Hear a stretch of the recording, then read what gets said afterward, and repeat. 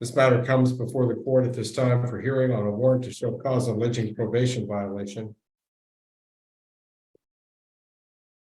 Those violations include the defendant failing to notify her ISO within 48 hours of law enforcement contact, failing to obey the law due to some traffic matters, positive sample for fentanyl and alcohol,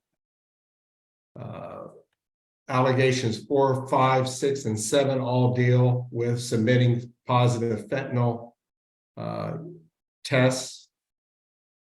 Number 8, failing to make monthly payments. Number 9, unsuccessful discharge from higher ground outpatient. All as alleged by Christy Ashenfelter, Community Corrections ISO, who is present on this meeting with us. What is the defendant's position regarding these allegations, Mr. Watts? Your Honor, discussed the matter with my client. It's my understanding she would stipulate on each of the allegations that she failed to notify within 48 hours, that she failed to obey the law, that she submitted a number of positive samples for fentanyl and or alcohol with higher ground. It's clear that she has not failed to make monthly payments and she was unsuccessfully discharged. So she would stipulate to those violations and waive hearing on the matter. She would ask the court to know that she is currently in treatment at outpatient treatment or at Recovery Concepts and has a bed date at Mirrors in Newton coming up in, I believe, September 15, if I wrote my date down correctly. And what is that date for, Mr. Watts? That's for an inpatient treatment bed, Your Honor. All right. But she was. Your attorney has made an announcement on your behalf that you now intend to waive any formal due process hearing you'd otherwise be entitled to, where the state would have the obligation of proving these allegations by a preponderance of the evidence. You have the right to challenge the state's evidence. You can present evidence on your own behalf, confront the state's witnesses unless good cause was shown. And I need to point out to you that among other lesser remedies, the court could consider an outright revocation of your probation and ordering you to serve the remaining balance of your sentence locked up. Do you understand these things, Ms. Fry? Yes, Your Honor. And do you waive a hearing in this case? Yes, Your Honor, I do. And agree and stipulate that you committed these violations as outlined by Mr. Watts and earlier read by the court? Yes, Your Honor, I do. Very well. The court finds that Ms. Fry has made a knowing waiver of her right to a hearing and stipulates and agrees that she's committed the violations as stated by Mr. Watts here on the record. The court finds that these are substantial and material violations of the terms and conditions of her community corrections assignment and her probation. The court will now turn to disposition of this matter. The court will ask for recommendations from various persons involved in this meeting, starting with Brett Sweeney on behalf of the state of Kansas. Mr. Sweeney? Yes, thank you, Your Honor. First and foremost, I showed this case that she's was placed on probation back in November of 21. She had a dip with Miss Ashenfelter in September of 22. When she was initially sentenced, it was a border box case. It looks like, and in speaking with Miss Ashenfelter, that Miss Ashenfelter has secured an inpatient treatment bed with Mirrors on September 15th. This is not a Senate Bill 123 case, so Miss Ashenfelter, it sounds like, had to work to secure some funding to help subsidize that treatment, but she has. So the state is recommending that she be held in custody until September 15th in the hopes that there's kind of a seamless transition from a jail setting to that inpatient treatment setting at Mirrors. And specifically, I know Miss Ashenfelter was worried about the fentanyl usage, which I guess she didn't learn about until some time after there had been, it sounded like, some of the issues in the last with some of the previous UAs with higher ground.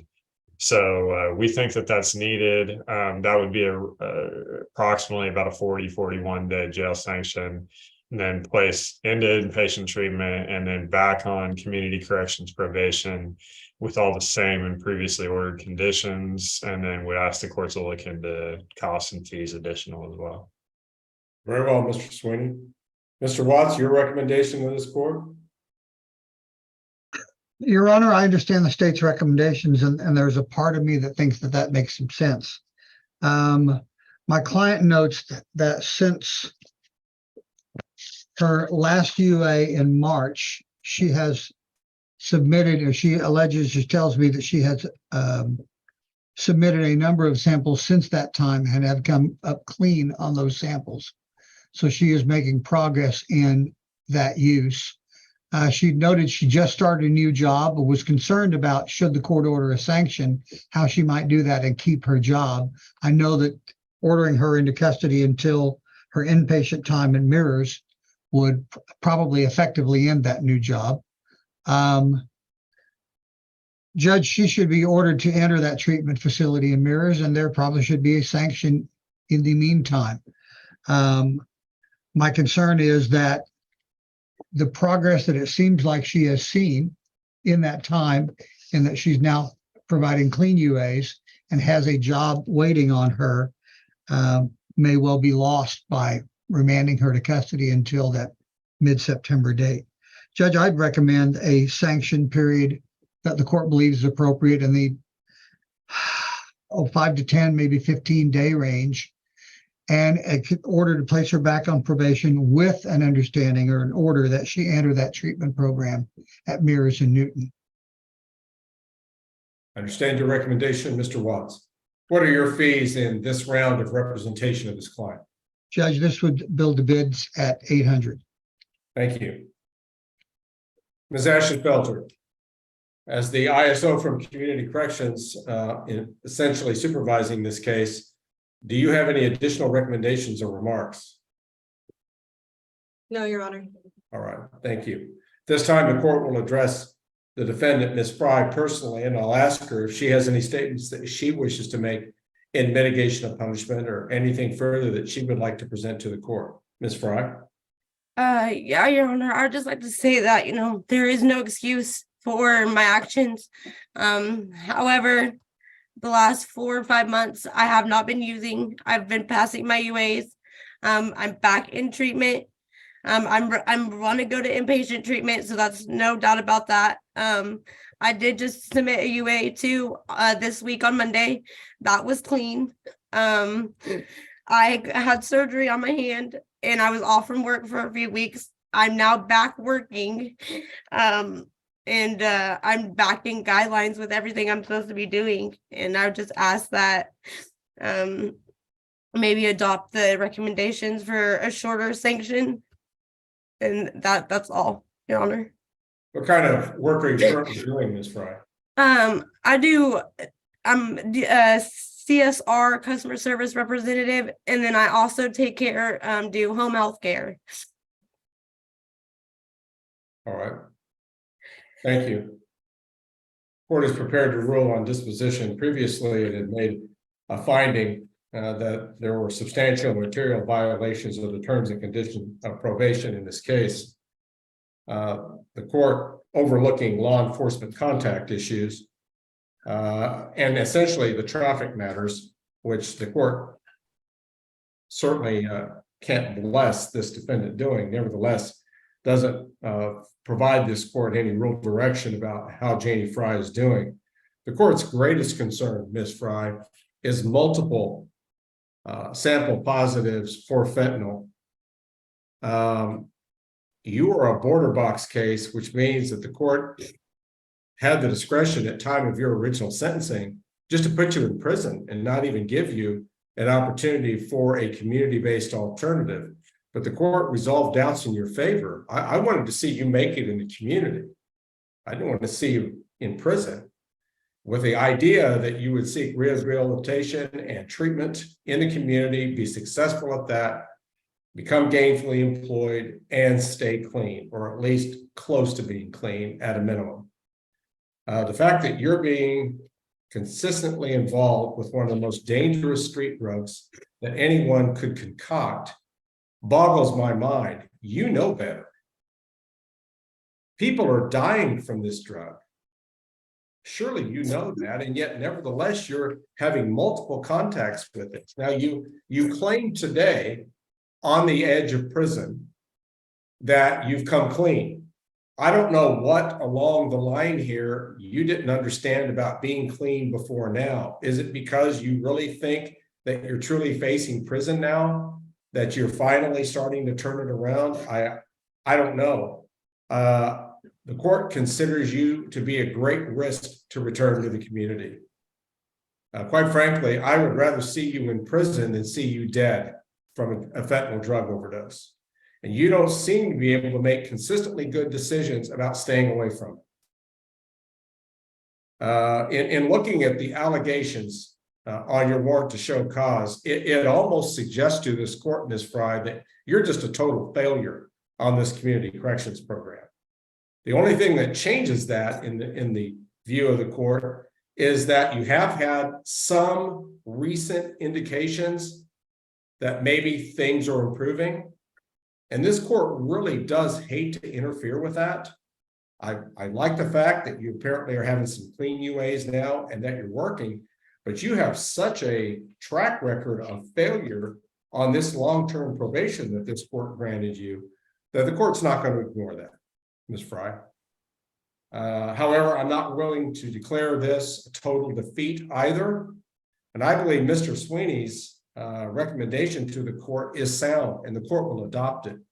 This court is going to order Ms. Fry as a sanction for noncompliance with the terms and conditions of community corrections probation into custody at the Butler County Jail from now until September the 15th. I'll order her released on September 15th for purposes of being transported to what appears to be an arranged inpatient bed at Mirror. Perhaps in a confined setting like that, treatment will finally take. In other words, the ability to make better decisions when you're under stress, Ms. Fry, because you're making a lot of bad decisions. Your Honor, may I say something? You may. The whole time I've been on this case, I was doing really good. I was passing all my UAs. The beginning of the year, there was an incident with my children in a sex case, and they got taken out of that home, and that's what triggered my use. As soon as I seen that it was getting out of control, I got myself back into drug and alcohol. Christy didn't recommend it. I did it for myself. And then once I started taking that program and doing that program, I've been clean. I've been passing all my UAs, several in the last 5 months. If you think that's going to change the court's mind, Ms. Fry. No, I just wanted to let you know that, because I don't feel that I've completely failed the program, because the last year or so I was doing really, really good. I was Ms. Fry, if I thought you had completely failed the program, you'd be sent to prison today. Okay, yes, sir. All right. You have one more chance. However, I agree with Mr. Sweeney. I don't want to take the risk that you're going to relapse on fentanyl between now and the time that your inpatient bed becomes available. Let me also point something out to you, Ms. Fry. Stresses in your life are not over. They're going to keep coming. And the real issue is, how are you going to deal with those when they arise? And treatment, a proper treatment program can assist people in dealing with stress and how to handle it without going to drugs like fentanyl or alcohol or marijuana or cocaine or anything else. So the court believes that the step that's being recommended by the prosecution is the appropriate one. I'm going to impose that sanction time until your inpatient bed becomes available. And that date apparently is September 15th for a sanction for noncompliance. And that's not even as long of a period that this court could impose as a non-prison sanction. But I find that to be adequate. I think that's 42 days, Mr. Sweeney, if I'm doing the math correctly. So the court will impose a 42-day jail sanction essentially till September 15th for her to be released to go to her inpatient program at Mirror. And then she'll be reinstated on community corrections. Any unsatisfied condition remains. No additional assessments will be made in light of the fact that I'm essentially depriving her of her ability to work for this sanction period. Certainly she's earned that, but Nevertheless, I think looking at finances realistically, I think it would be inappropriate to assess anything more for legal fees or expenses at this juncture. Anything previously imposed remains to be paid. Ms. Fry, I really hope that you don't relapse again once you get out of treatment. I really hope you can be successful from here, and that I don't have to review this sentence again, and that you can work with Ms. Ashenfelter or whoever's going to be supervising you at that point and truly successfully complete this program. This court is going to extend probation in this case, Ms. Ashenfelter, for an additional 6 months until April 18 of 2024. Ms. Ashenfelter, as always, if your department believes that she has successfully completed the program, or would entertain an order of early discharge. But for now, I think I want to make sure you have adequate time remaining to work with her on treatment and follow up to treatment to see that she's truly successful before releasing her off supervision. So she's now extended to April 18, 2024. All right, Mr. Sweeney, is there any other matter that the court needs to address regarding Ms. Fry at this time? No, Your Honor. Mr. Watts, anything further? No, Your Honor, thank you. Ms. Ashenfelter, do you need any clarification regarding the court's orders? No, Your Honor. I trust that the protocol you would expect is that when she's released and I don't know exactly how she gets transported to treatment, but she'll be in immediate contact with you when she's let out of jail. Is that what your expectation is? Yes, Your Honor. Okay, Ms. Fry, you have her number. You'll need to make sure you call Ms. Ashenfelter just as soon as you're released and are able to do so. Okay, Well, I'm supposed to be there at 11 a.m. Are they gonna release me before that so I can get there? that's what the court contemplates. Okay, I don't know if that's some direction that can be given to the jail, Adam, but I do want her released in time to make her appointment on treatment that day. If it can be arranged by the jail, 9:30, 10 o'clock, whatever it takes, so that she can get there for her appointment. I want her to set her up for success on that. I don't want her to start off getting there late. So that's certainly what the court's contemplating at this time. If it's okay with you, on the jail admissions sheet, I will put on there that she's to be released at 8:30. That gives her an hour and a half to get to Mears. Well, that would give her, I think her appointment's at 11, isn't it? Oh, 11? yeah, but I also need clothes, get my clothes and stuff because I'll be there for 30 days. I won't have Okay, no, but if you're out for 2.5 hours, you're not going to mess up, right, Janie? no, Your Honor, no. All right, Adam, 8:30 a.m. is fine. All right. Thank you. All right. All right, good luck, Ms. Fry. I believed in you when I granted border box probation. I still believe in you now. Take advantage of this last opportunity, okay? Mhm. All right. I'll remand her custody to the Butler County Sheriff's representatives until she can be remanded to the Butler County Jail to serve until September 15th at 8:30 a.m. There's nothing further. The Janie Lee Fry matter will be in recess. This meeting may be ended for all of this.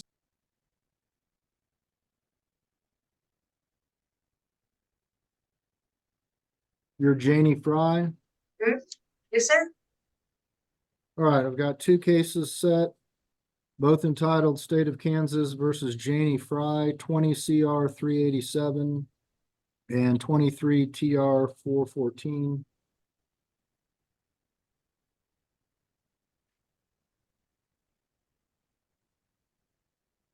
We'll address 20 CR 387 first.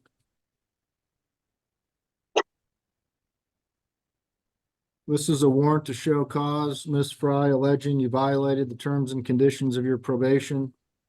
Those allegations are that you failed to notify your ISO prior to changing residence, that you failed to obtain suitable employment, that on October 16th, 2023, you submitted a positive urine sample for fentanyl, that on October 23rd, 2023, you admitted to using fentanyl while in the Butler County Jail on or about August 18th of this year. That on November 3rd, 2023, you submitted a urine sample that did not meet the temperature requirements. So those are the allegations. This appears to be Judge Ricky's case. I'm going to set it back in front of him on his warrant to show cause docket. Your hearing will be December 22nd at 2:30 p.m. by Zoom. December 22nd at 2:30 p.m. It looks like he's ordered a $2,500 cash or surety bond. You'll need to appear, if you're out of custody, you'll need to appear at the courthouse here for that hearing. It will be done by Zoom, but you need to be present in the building.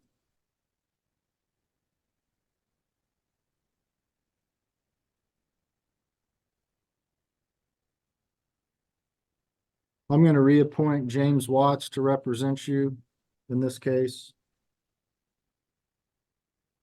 If you make bond, you need to contact his office, and it'd probably be a good idea for you to contact your ISO, who appears to be Christy Ashenfelter. Matter of fact, I'll order that you try to contact her through the office there.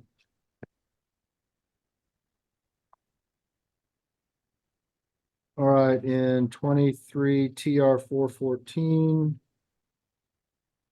This is another warrant to show cause.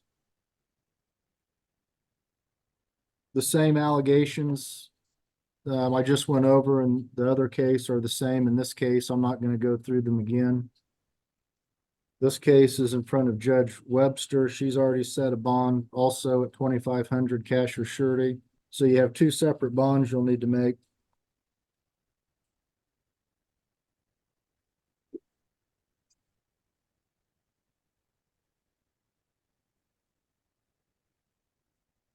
I'm going to reappoint Darren Patterson to represent you on this case. Your next hearing will be, Devin, are they doing the warrant to show causes on Judge Lee's dockets?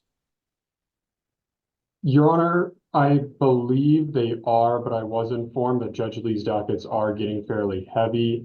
And I know Mr. Patterson typically waits until after felony cases to try to do any misdemeanor cases. Okay, well, this is a misdemeanor case, the traffic one. Right, so I'm not sure if he would like to wait until after the felony case, but I'm sure the January 5th date, we probably could put it on there for Judge Lee. Okay, I'm going to go ahead and put your case for this case hearing on January 5th at 1:30. That'll be a Zoom hearing in front of Judge Lee. So they should be able to give you Jim Watts and Darren Patterson's phone numbers there if you don't already have them. If you make bond, you need to contact each of those attorneys and let them know how to reach you, and then also contact Miss Ashenfelter. Yes, Your Honor. Do you have any questions? No, thank you. All right, Mr. Canfield, anything further on these two cases? No, Your Honor. All right, Ms. Fry, you are excused. Thank you. Ms. Fry, why aren't you at the Judicial Center? Your Honor, when I had talked to my lawyer this morning, I don't recall that. And when I had spoke with him, due to me not having a license, I'm limited on transportation. And with it such a short notice of him recommending that I should be there, I'm unable to find transportation at this time. My support is not available until 4. Well, I don't conduct these hearings with the defendant not at the building. Were you not told at the time of your first appearance on this warrant to show cause that you had to be at the Judicial Center in El Dorado? No, not that I recall, Your Honor. The only two things that I remember him stating was to contact both of my attorneys, Watts and Patterson, and gave me their phone numbers. Your Honor, my notes reflect that she was ordered to appear at the courthouse on 12/22, 2:30. Mr. Watts was reappointed. She was ordered to contact her probation officer, Ms. Ashenfelter. And then regarding the TR case, Mr. Patterson was reappointed. And that case, though, is set to be heard January 5th. I believe in front of Judge Webster.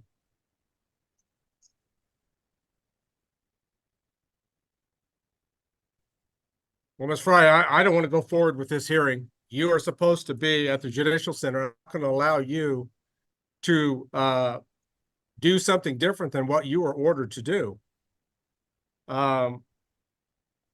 Your transportation problems are what they are, but we expect you to make whatever arrangements are necessary to have somebody give you a ride to El Dorado so that you can appropriately participate. Yes, Your Honor. No respect. If I would have recalled that, I would have been there, no issue. When I spoke with my attorney this morning, I've been trying to find a ride all day to get there. Well, you're going to have to keep working over the course of the next week or so. Mr. Watts, do Yes, you Your have Honor. cases on Judge Satterfield's docket next Friday? I probably am, Your Honor. I will, by the way, I will reiterate what Ms. Fry said. I spoke with her earlier today.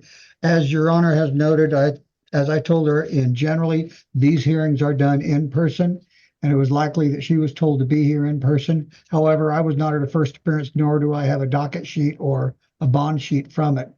But as Your Honor's noted, that's what I encourage you to do because I know that's generally the way they're done. A week from today, on the 29th, I don't show any cases on a 2:30 docket. You don't? Your Honor, she's doing her docket, I believe, for show causes, I think on Wednesday afternoon. I think I Tuesday. believe if she's I out see of this town right. on Friday. All right, Yeah. Mr. Watts, what are you available at 4 o'clock on Friday, the 29th? I can do that, Your Honor. Yes, sir. Okay. Well, I'm going to order the defendant to appear at the Butler County Judicial Center in El Dorado and participate from the Zoom location there promptly at 4 o'clock p.m. on Friday, December the 29th. Yes, Your Honor. I do apologize sincerely for that. I will be there on the 29th at 4 o'clock at the Judicial Center. All right. Do you have an appointment set with your probation officer between now and then? I will have one. I see her weekly on Wednesdays at All 3 right. p.m. Well, you'll have to make sure you meet with your officer on Wednesday as scheduled. I'll take up the Fry Yes, Your matter Honor. at 4 o'clock p.m. on Friday, December the 29th. Regret any inconvenience this causes other persons. Yes, Your Honor. I do too. I apologize to everybody, all the parties involved. I will be there to participate on the 29th. You better arrange a ride and you better arrange a backup ride in case something happens with the first one. All right, Ms. Fry. No, yes, Your Honor. This will not be an inconvenience. Thank you, Your Honor. We'll see you next Friday, the 29th at 4 o'clock for further proceedings on this. Just one other thing, Your Honor, if I could. Yes, sir. I have a packet of material that Ms. Fry had left me. It is my understanding, speaking with Ms. Fry this morning, she left a similar packet with your office, with the judge this morning. That was probably through the clerk of the court. Is that correct? Yes, but So I you won't did- consider it obviously until it's introduced and admitted into evidence. I understand that, Your Honor, but I just want to make sure that you got it. Yes.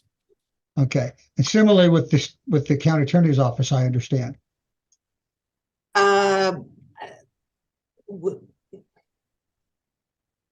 Her mother dropped something off, I understand, multiple that- pages. Yes, that would be it. Then I'll go with yes. Okay. We have something like that. I just wanted to confirm that Your Honor and the state did get that material. I understand we'll take it up next week.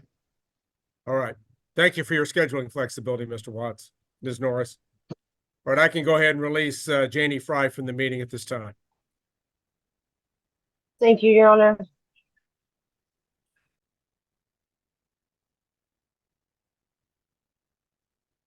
This is in the District Court of Butler County, Kansas, case entitled State of Kansas versus Janie Lee Fry, case number 2020 CR 387. Ms. Fry appears from the court security Zoom location at the Butler County Judicial Center. James Watts appears as defense counsel. Devin Canfield appears on behalf of the Butler County Attorney's Office. I'll also note the presence of Christy Ashenfelter the ISO from Community Corrections. This matter comes before the court at this time for further hearing in regards to the warrant to show cause. Various allegations: failing to notify her ISO prior to changing residence, failing to obtain suitable employment, submitting a urine sample on October 16th, positive for fentanyl. On October 23rd, admitted use of fentanyl while at the Butler County Jail back in August of 23. And then on November 3 of 2023, defendant submitted a urine sample that did not meet the temperature requirements. All submitted by Ms. Ashenfelter on behalf of the Community Corrections Department. Mr. Watts, what are your client's intentions regarding these allegations? Well, Your Honor, as Your Honor may know, my client has provided a fairly large packet of documents that she believes speak to this case. It is my understanding she does not stipulate, she does not agree that she's in violation of probation. I've sent a message to Mr. Canfield as to exactly what the state's position would be on a disposition of this, should he be willing to stipulate. I've not got an answer yet. I think he kind of got roped into this a few minutes ago. But all that being said, it appears that at this point, her position is she was not willing to stipulate and would ask for a hearing. All right, very well. Is there anything that you wish to state at this point, Mr. Canfield? Your Honor, as Mr. Watts said, and the court is probably aware, I was not aware of this case until just a few minutes before joining. I have not been able to speak with Mr. Sweeney about this case. If there is no stipulation, I am not prepared to go forward and would ask for a continuance. I also am not aware of what Mr. Sweeney's recommendations would be, and this is my first time seeing this case.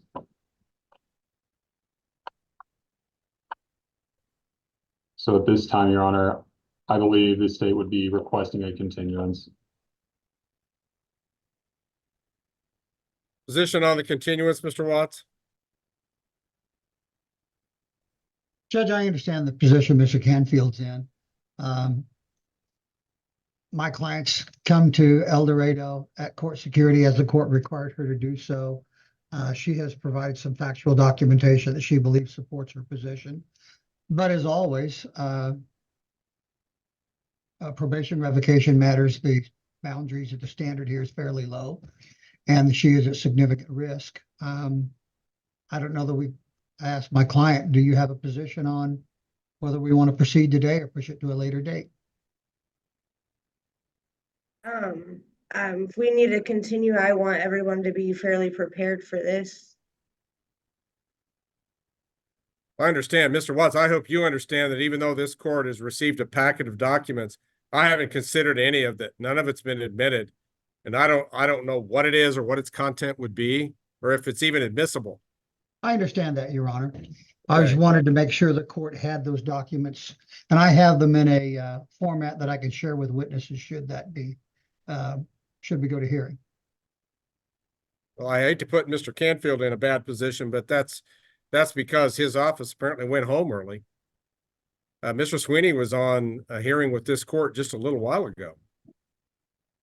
This would otherwise be his case. I have the ISO from Community Corrections here. The court can conduct an initial examination in regards to these allegations, and the court's inclined to go ahead with the hearing. So, Ms. Ashenfelter, I'm going to start off by administering an oath to you at this time. Raise your right hand, please. You do solemnly swear that the testimony you're about to give in the matter now in hearing shall be the truth, the whole truth, and nothing but the truth. So help you God. I do. State your name, please. Christy Ashenfelter. And what is your position? I'm an intensive supervision officer. Is Janie Fry one of the people that were assigned to you for supervision? Yes. How long have you been supervising her on this case? She was placed on probation November 22nd, 2021. What was her crime of conviction? At least the primary crime? Possession. Possession. According to the journal entry, it appears to be possession of an opiate with intent to distribute. Correct. All right. And that would be a level 4 drug felony, would it not? I believe so, Your Honor. Okay. I noticed that she was placed on probation some time ago. I trust that she has been extended by court order at some point along the way. Yes, Your Honor. She's been extended twice. And even as of today, she's within a probationary term. Is that correct? Correct. Her probation is supposed to expire April 18th, 2024. All right. According to allegation number 1, you say that she failed to notify her ISO prior to changing residence. Can you explain more about what happened with that? Yes, Your Honor. She was residing in a sober living house called Hemingway Unchained. She was given the ultimatum to be put on a behavior contract.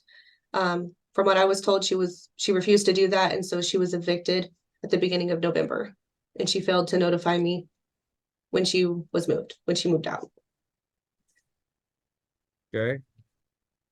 And when did you find out that she had been evicted from this facility? The sober living house called me the following Monday. She was evicted on a Saturday. She didn't tell me until, if I can get you the exact date, I can do that. She told me on the 8th of November. Okay. And one of her requirements is to keep you constantly advised of her actual residence. Yes. All right. Number 2, you allege she failed to obtain suitable employment. Your explanation of that alleged offense? Yes, Your Honor. She was working at Boot Barn in Wichita. That is suitable employment, but you have to maintain that employment. She was relieved of her duties and did not notify me. And when did you find out that she was no longer working there? Her start date was October 30th. And her last date was November 10th. And that was the same day that Boot Barn notified me. All right. So you found out from the employer rather than the employee defendant.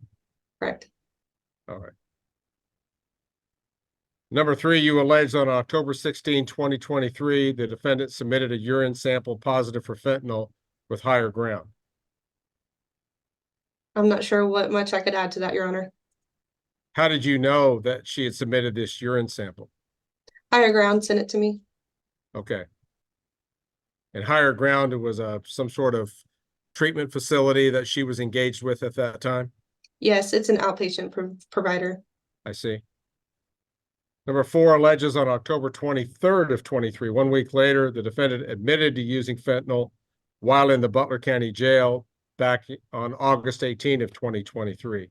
How did that admission come about? I was advised of some information from the Butler County Jail that included Ms. Fry. I brought it up to her and she admitted that she did use and relapse while she was in jail. Okay. Begging the question how she'd have access to fentanyl in the jail. There was an individual who brought in fentanyl to the jail. All right. And then number 5, on November 3rd of 2023, you allege that she submitted a urine sample that did not meet the temperature requirements. Can you explain? Yes, our UAs that we provide in the office have a temperature gauge on the cups where the urine directly goes into the cup. It did not meet the temperature gauge, so that would tell me that it was not her urine.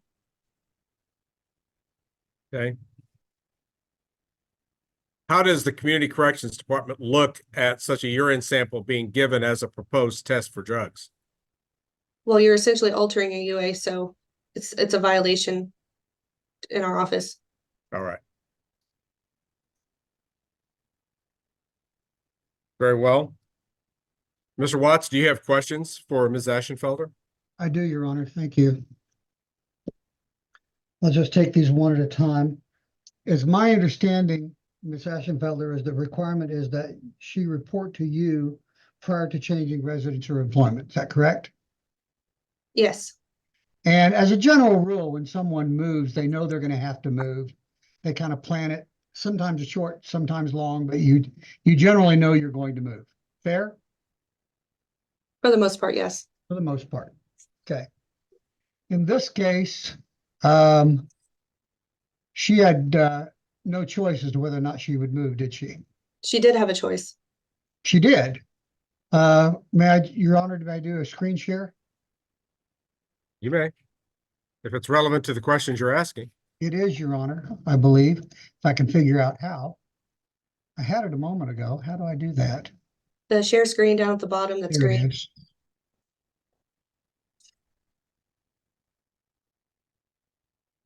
Okay. I'm showing a Sunflower House, a series of text messages. Do you see those? Yes, Okay. And I'm going to scroll forward a little bit. You're familiar with how text messages work, is that correct? yes, Okay.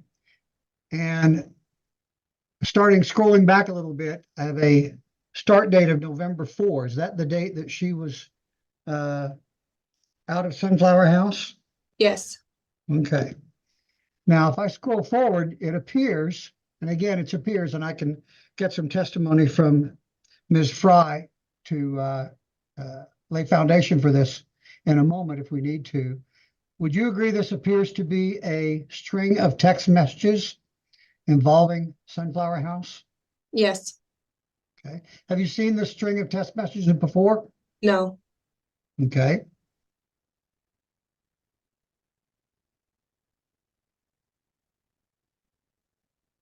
I'm going to scroll forward to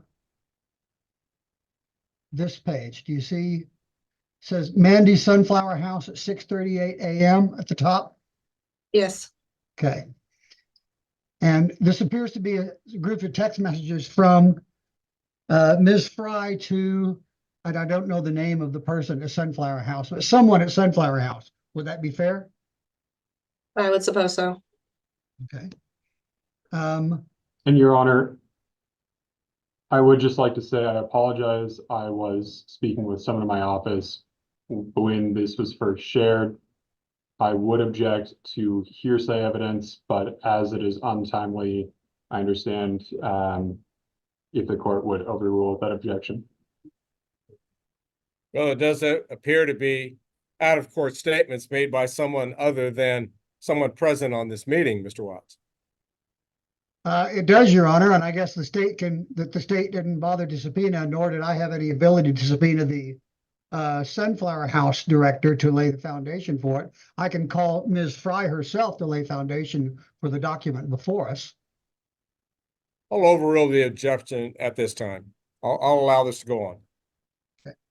Now, the reason I ask all this is the text message from the Sunflower House person, and again, I don't know who this person is, indicates that she has basically an hour to leave the property, doesn't it? It appears so. Okay, so, and in fact, when you scroll through the messages, and I'll scroll back a bit.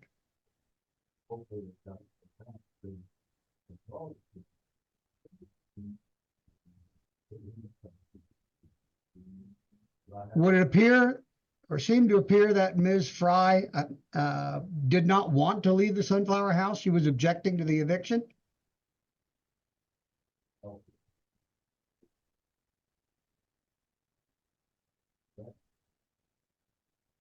I would suppose so. The information that I was given was that she was going to be put on a behavior contract and she didn't want to be put on a behavior contract, and that is why she was evicted.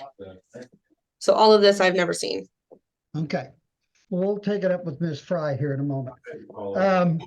Would there be any way for her to tell you in advance if she's given an hour to get out of the house? It would take a minute or so to leave me a voicemail. Well, because at this point, she has to leave literally now, as they put it here, 59 minutes to leave the property. Did Ms. Fry tell you at her next meeting with you that she'd had to move? I believe she told me on the 8th of November. And on the 8th of November, was that your next meeting with Ms. Fry?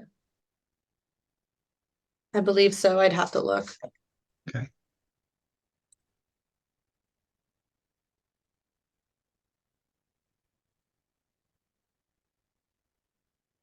Yes, it was.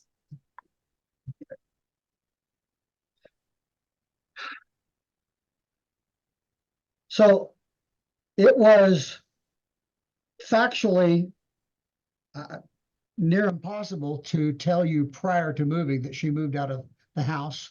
And she did tell you at her first opportunity, didn't she?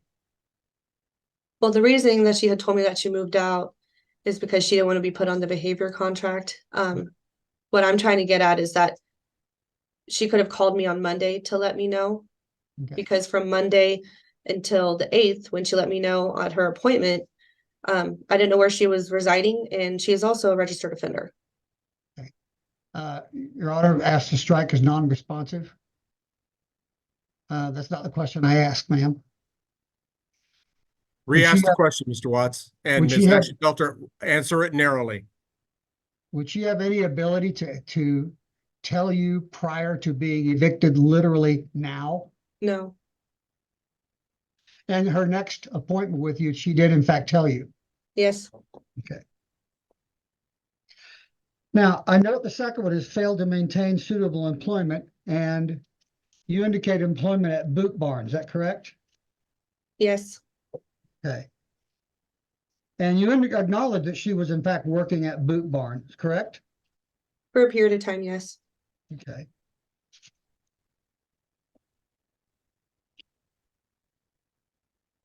Well, as far as you know, when did she start there? Boot Barn told me that she started October 30th. Okay. And you indicated that her last day was when? November 10th. November 10th. Okay.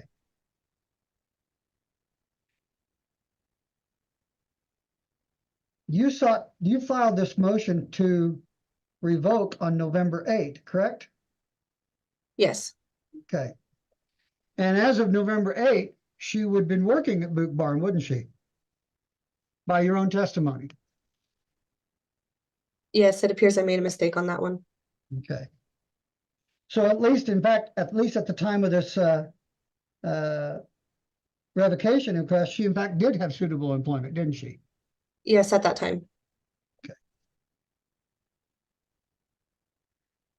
Now, third, you spoke of a urine sample positive for fentanyl while at higher ground. Correct? Yes, And I'm scrolling through the screen sharing. I want to, if I could, share that. I think I'm going the wrong way here. That UA, here we go. I'm going to show you what is now page 10 of 49 on the shared screen. Do you see that? yes, Okay. And this is a clinical reference laboratory report of a urine sample, correct? yes, Is this the urine sample you're speaking of? yes, Okay.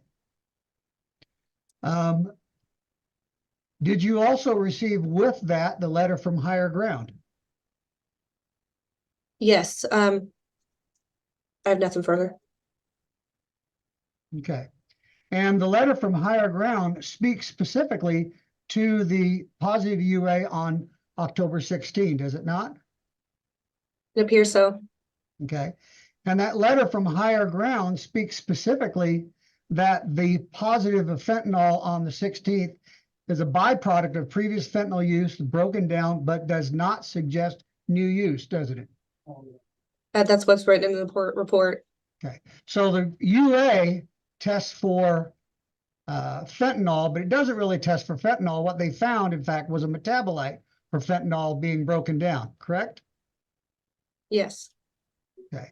And more important, that breakdown does not suggest that she was using fentanyl at that point, correct? Objection, I think that calls for speculation. Now here's one we haven't done in a while. Penny explains. Almost everything you put in your body is broken down in some way. It has to be to pass through, but there's a few exceptions. Like that time Roxy ate a wad of yarn. That went through whole. Ugh. But generally things are broken down. Drugs are no different. We've all heard of our metabolism. Metabolizing something is the process of breaking it down. This process generates metabolites, which are a biomarker. The way Mom tracks down cases and makes notes of everything when they happen, biomarkers make notes of everything that happens inside of a cell.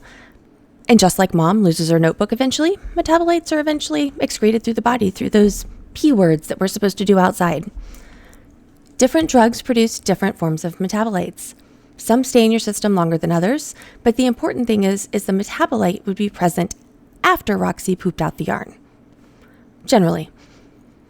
If you look online, most websites are going to tell you that fentanyl metabolites will stay in your system for only 2 or 3 days after use. But there was a study done that showed people with OUD, opioid use disorder, had a much longer clearance rate, with one person testing positive for fentanyl metabolites for up to 26 days after use. Well, Objection call is for reading sustained. is that what the letter, let me ask this, that what the letter reflects from higher ground? Yes, that's what she put in the letter.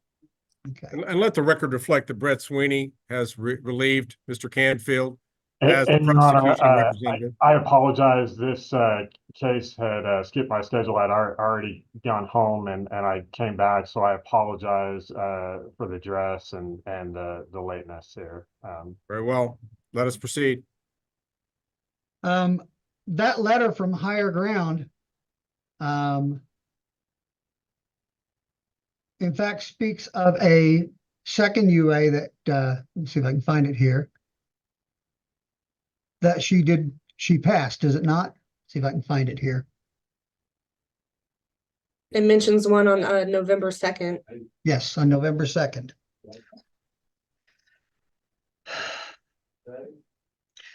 And finally, you're not familiar with what happened in the Butler County Jail other than reports from the Butler County Jail, correct? I'm familiar with what I received from the Butler County Jail as well as what Ms. Fry told me. Okay. Let's move to number 5 here. Defendant submitted a urine sample, did not meet temperature requirements. How is a urine sample taken? We place a hat into the toilet.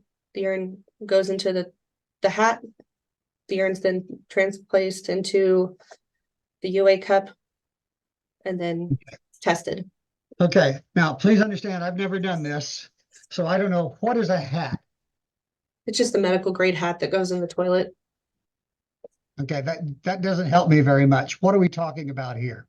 It looks like a hat, but it's upside down. You put it in the toilet. Okay, so there's a container that catches the urine Yes. rather than going into the bowl. Okay, is that UA observed? Yes, they all are. So someone stands in the room with you as you urinate, Yes. correct? Okay. And that urine is then poured from that device, the hat, into a cup and sent off for testing, correct? Yes. The main Okay. point of the hat is to keep your hands from going down to hold the urine cup. Well, I understand why it's there. Were you the person that observed that? Yes. Okay. Was there anything unusual about the collecting of the urine? Yes. Other than temperature? No. You didn't appear to be squeezing anything or any odd tubes or anything like that. Well, in that regard, she had put her hand into the toilet right as she sat down. Okay. But that's before the hat's put in or after? After the hat is in there before you even sit. Okay. So she put her hand into the toilet before she sat down, after the hat was in place? I'm sorry, I'm misspeaking. So before she sat down, she pulled down her pants and put her hand up into her cabinal area before she sat down, like right as she was sitting down. Okay. So her hand went up near her crotch? Yes, Okay. Um, did it stay there? Did she take it away? it was there for a couple seconds and she pulled it right back out. Okay. Step. This is gonna sound crazy, but is that particularly unusual? Yeah, I don't really know who needs to do that as a female to go to the bathroom. This is one rabbit hole I never expected to fall down. We heard a lot about failing and faking drug tests in this hearing, but what people are doing to fake them, we've never really talked about. I thought I wanted the answer. Now I'm kind of wishing I hadn't asked, but since I have the information, I'm going to share it with you anyways. So most of us have heard of the Whizzinator. It was discussed in a hearing, which I can't find for some reason, but it was in Judge Conlon's court sometime back. Law Talk with Mike covered it, and it was a running joke for quite a while. I always thought the Whizzinator was a prosthetic device used to fake drug tests. A little research, and I found out that is not the purpose of the device at all. This device belongs in the bedroom, and if you're going to use it, you might want to bring a leaf bag. I learned so much from the research I do from you all. Like, I never knew a leaf bag was. I always thought it was a trash bag. Until the Tenants from Hell video when I got highly educated in the comments section. So, chemists have developed synthetic urine that contains composition markers for creatine, uric acid, urea, and has a realistic pH range and specific gravity. Whether a laboratory can detect synthetic urine depends on the quality. Cheap fake urine can be identified with a gas chromatography mass spectrometry. Blah. Testing facilities can also test for biocide, which is an artificial preservative that many companies use in the fake urine. Higher-end urine manufacturers have developed methods to avoid using this product so that they can still go undetected by the laboratories. How are they able to sell this legally? Well, many of the products are marketed for intended use in the bedroom. Others say they are for job screening tests only, or to protect the privacy of people with genetic conditions. On one company's website, in tiny little print at the bottom of the page, it says, "These products are not intended for any illegal purposes. Buyer agrees it is not to be used to defeat lawfully administered drug tests, and it will only be used in accordance with all applicable laws." Several other websites mention that the use is for job testing only, not observed court testing. So how does it work? On the day of the test, you have to do a little prep, like heating up the fake pee in your microwave or with a heating pad. Then you check the temperature. This is the really important part. Like we just saw, they now have thermometers on the cups. So they have to keep the pee warm until test time. Trying to do all this yourself with no equipment might be a little burdensome, so companies have developed several devices to assist you. The most popular is the belt. It holds the bag of urine that looks similar to a bag you would see when you get an IV infusion. You strap this around your waist, and your body temperature can keep the urine warm. That isn't foolproof, though, especially in the winter, kind of cold. So companies started including warmers, those little dollar hand warmers you see at the checkout counters. But it's hard to regulate the temperature with those, and you could get a little too hot. You know, you come out with 110-degree pee, might be an issue. If you want the best, the urinator is a battery-operated belt that maintains the heat of the urine bag. Built-in heater. There's a long tube attached with clips at the end that control the flow. Why is there no prosthetic attached?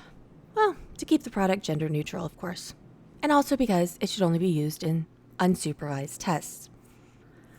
So now that we have all the info looking into this situation, she noted that the defendant reached down in her crotch area right before sitting down. So either she had an itch or she was unclipping a tube of pee. However, this seems incredibly risky considering somebody was standing right there watching her.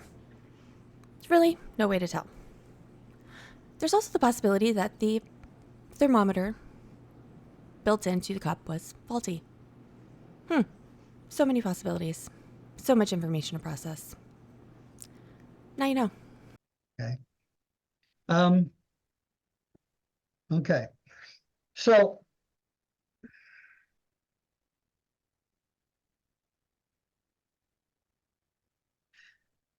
the urine sample that is then sent off, did you send off that urine sample? No, we did not. There was no temperature on it. Okay. So you don't know what was in that urine sample, if anything. I didn't write down anything. I didn't go forward with the test if it doesn't meet the temperature requirements. Okay.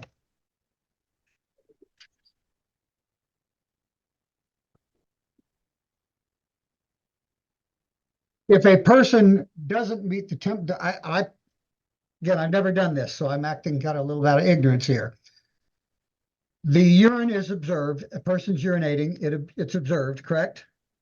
Yes, Okay, they're observed, I presume, as they go in and as they go out as well. yes, Okay, I also presume there's a temperature taken immediately after the urine is passed. so the urine immediately when they get done going to the bathroom, it goes directly into the cup. Okay, so it gets poured out of the hat into a cup, right? Yes, Temperature is taken at that point, right? yes, it's taken immediately. Okay, so you would know immediately whether or not it met the temperature requirements Yes, within a minute or so, I presume. well before a minute. Okay. And I also presume that Ms. Fry is present as you take that temperature. Yes, Okay. Did you tell her that it failed the temperature requirements?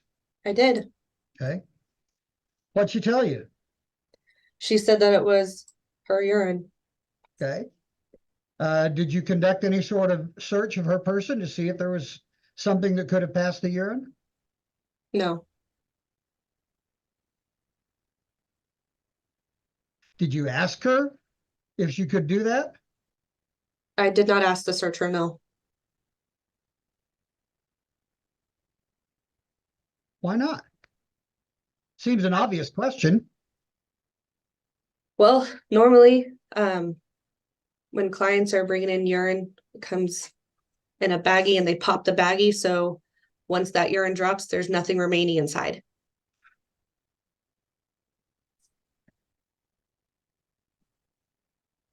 Okay.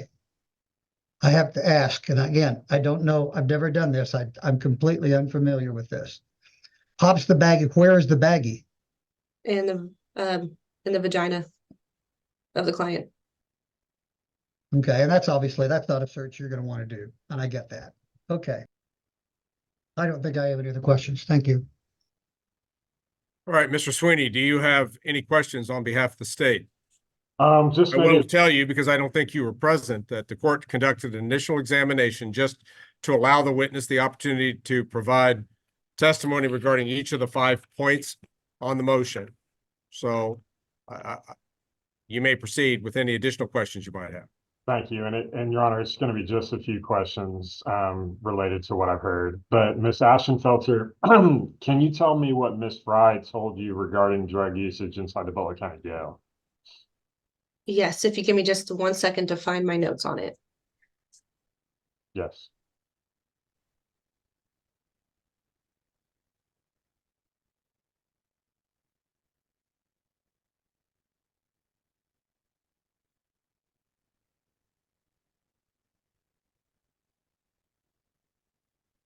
She had notified me, we were discussing the issues that were going on with her out at the jail.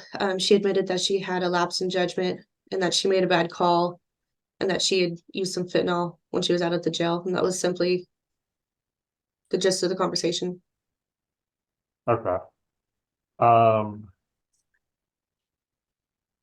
And so in your experience as a probation officer, sounds like you've been an officer quite some time. Have you seen individuals take in urine that's not their own and try to present it at a UA as their own?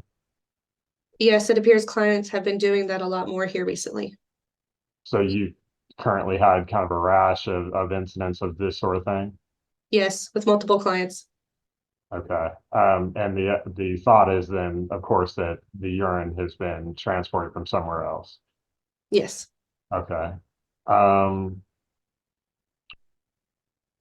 What is Miss Fry's current status as far as treatment goes? That I do not know. The last time that she reported to me in person for an office visit was November 22nd, and then December 13th. That was the date that she was arrested on her warrants. She was to report on the 27th of this week for an office visit, and she didn't show. Okay. Your Honor, I don't know that I have any further questions beyond that. Very well. Court has no additional questions. Does the state intend to present any further witnesses beyond Ms. Ashenfelter? No, Your Honor. All right. Mr. Watts, do you intend to present evidence at this hearing? I do, Your Honor, would call Ms. Fry. Ms. Fry, Yes, Your Honor.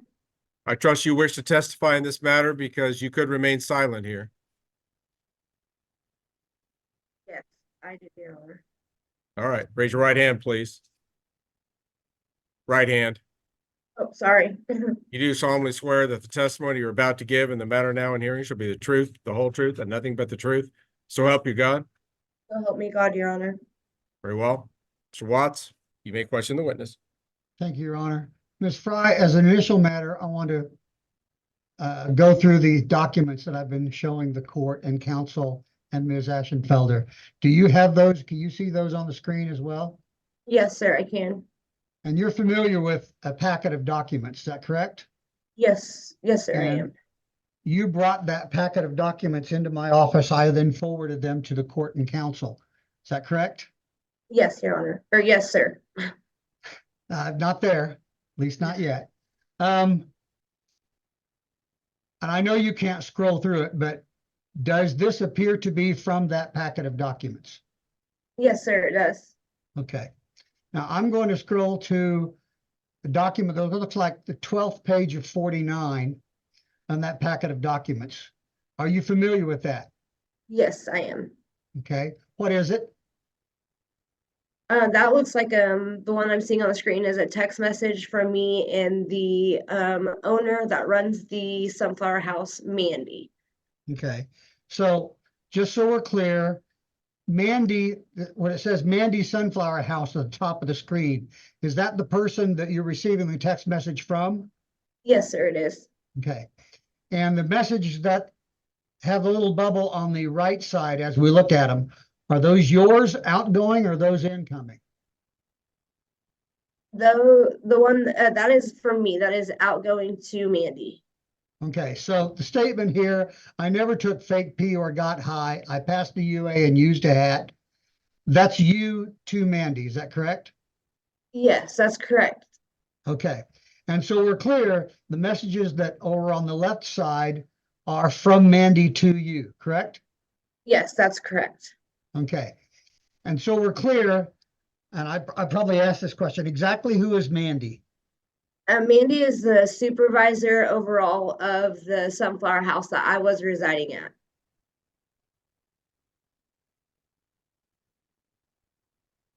And this particular group of text messages is really concerning about what was happening at the time.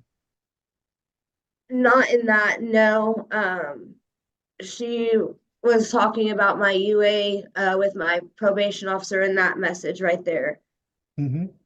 As the text, and I'm scrolling on, are these text messages all in a row? Yes, they are. Okay, nothing's been left out? No, they are Nothing- continuous messages, sir. Has anything been modified or changed? No, sir. Okay. Now I'm going to scroll on down to a message at 6:38. Do you see that? Yes, sir, I do. Okay. And over here on the left, it begins, you have 59 minutes to leave the property. Okay. You see that? Yes, sir, I do. What date was that, if you remember?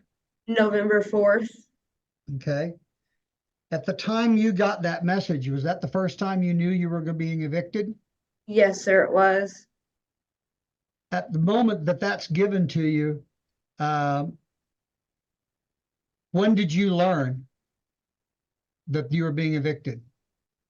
The moment that message had came through, that exact moment, honestly, is when I realized that I had to leave the property. Okay. And there's some discussions prior to that about some things that were going on, or they accused, for example, the accusation of fake pee, which we just spoke of. Yes, Your Honor, she stated my PO had called her and said that I had brought fake urine in to my UA with her that previous day. Okay. Well, while we're on that subject, let's talk about that. Okay. Because the last thing we spoke of, you were present when we had some testimony from Ms. Ashenfelder about the hat. Yes, sir. Okay, let's talk about that. Did you use fake urine? No, sir, I did not. Did you use someone else's urine? No, sir, I wouldn't even know how to do that. Okay. Did you insert anything simulate that you were urinating? Absolutely not. Did you take anything in there with you to provide as a urine sample other than your own body and your own urine? No, sir, I did not.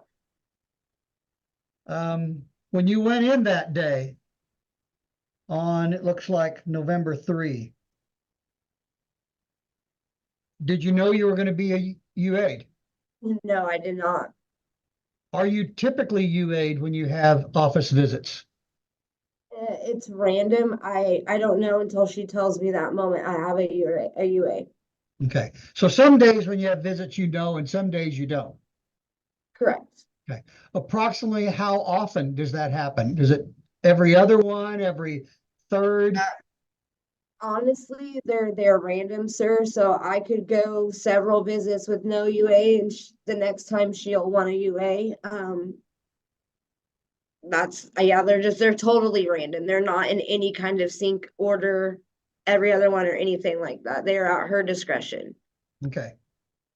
So the reason I ask that, it is fair to say it would be difficult, if not impossible, to essentially plan a fake UA in advance. Is that fair? Fair, correct. Okay.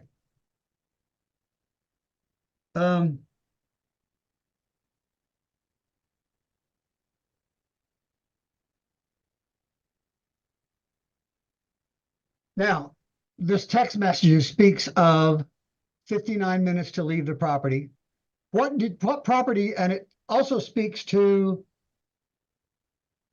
what you don't take with you today. You have 72 hours to come pick up. What are we talking about there? Because when I had moved into the residence, of course, I bring my belongings, clothes, bedding, things like that. So she's pretty much stating, within that 59 minutes, whatever I cannot take with me, I have then 72 hours to come pick it up, or it will be donated. Okay. Well, what did you have in the this is a higher ground? What is the name of this place? Sunflower House. Sunflower House. What did you have there?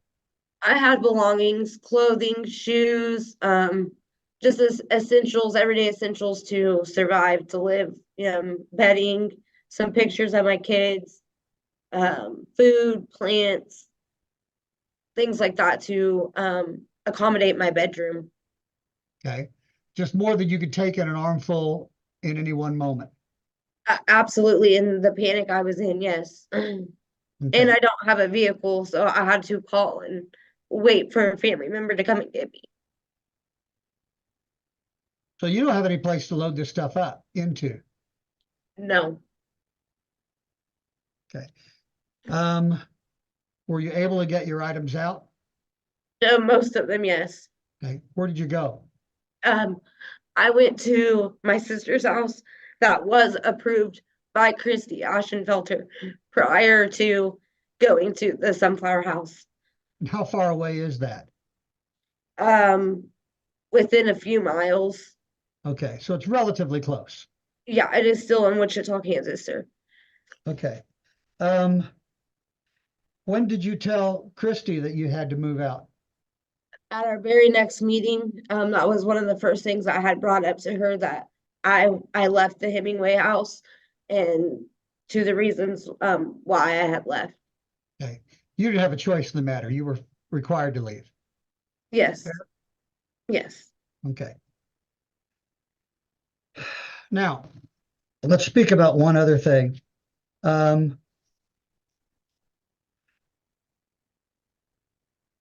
You tested positive or acknowledged to using fentanyl while inside the jail, correct? I essentially to wish, yes. Okay.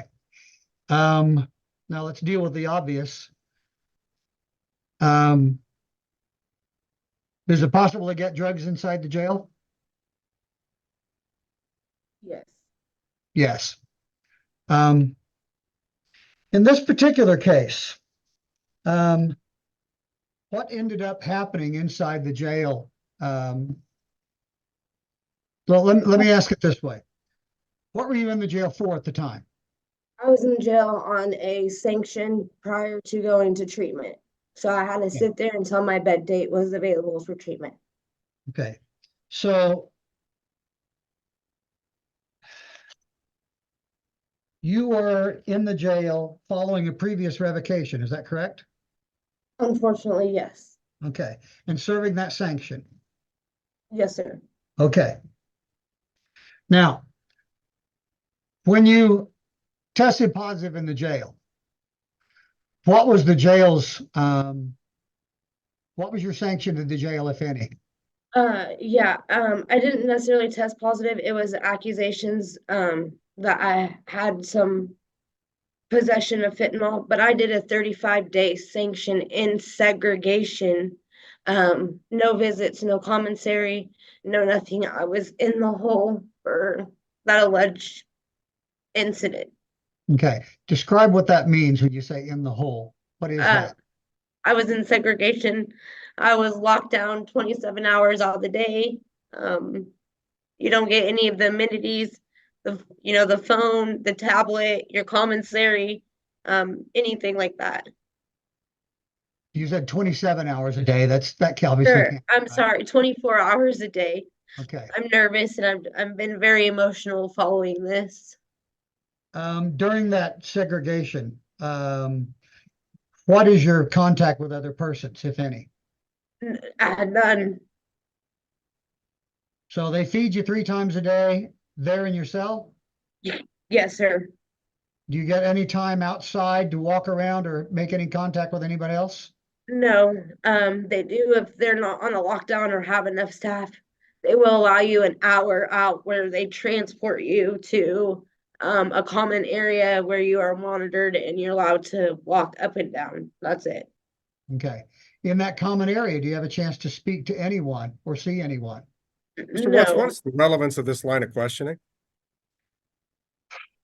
Judge, I think it goes to a mitigation as to the consequences. And I say that because she has been effectively punished for that possession of fentanyl inside the jail. And I think it's relevant here as to what the consequences were in the jail.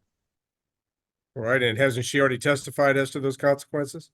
I think she's doing that right now, Your Honor. What would your next question be? How long were you there? And Your Honor, I think I would object to relevance. We're trying to establish whether or not there was violations or not. Certainly, any mitigation can be argued, should there be a finding of a violation of probation by both Mr. Watts and his client.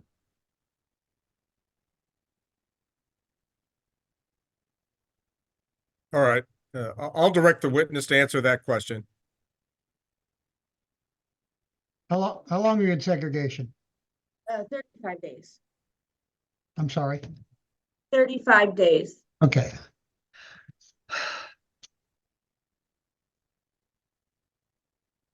All right. Is there anything else you want to tell the court at this point about the circumstances here? Yeah, following the UA with the whole hat thing, that next following week, she did UA me again, same circumstances with the hat. At that time, there were no hands. She watched the urine come out. And again, I'm not trying to incriminate myself, but it didn't reach the temp then either. At the first time it happened, I had mentioned possibly that there might be some kind of delay or effect in their temps.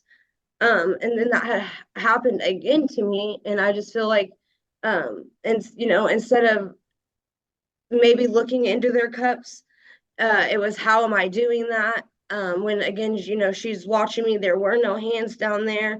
It is my urine.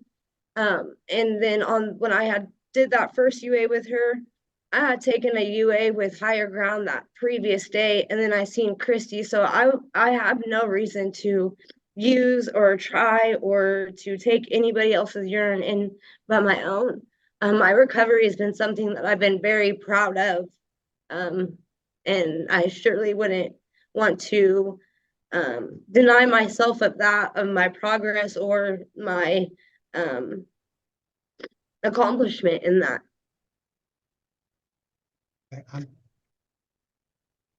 Mr. Watts, I have nothing further with Ms. Fry, Your Honor.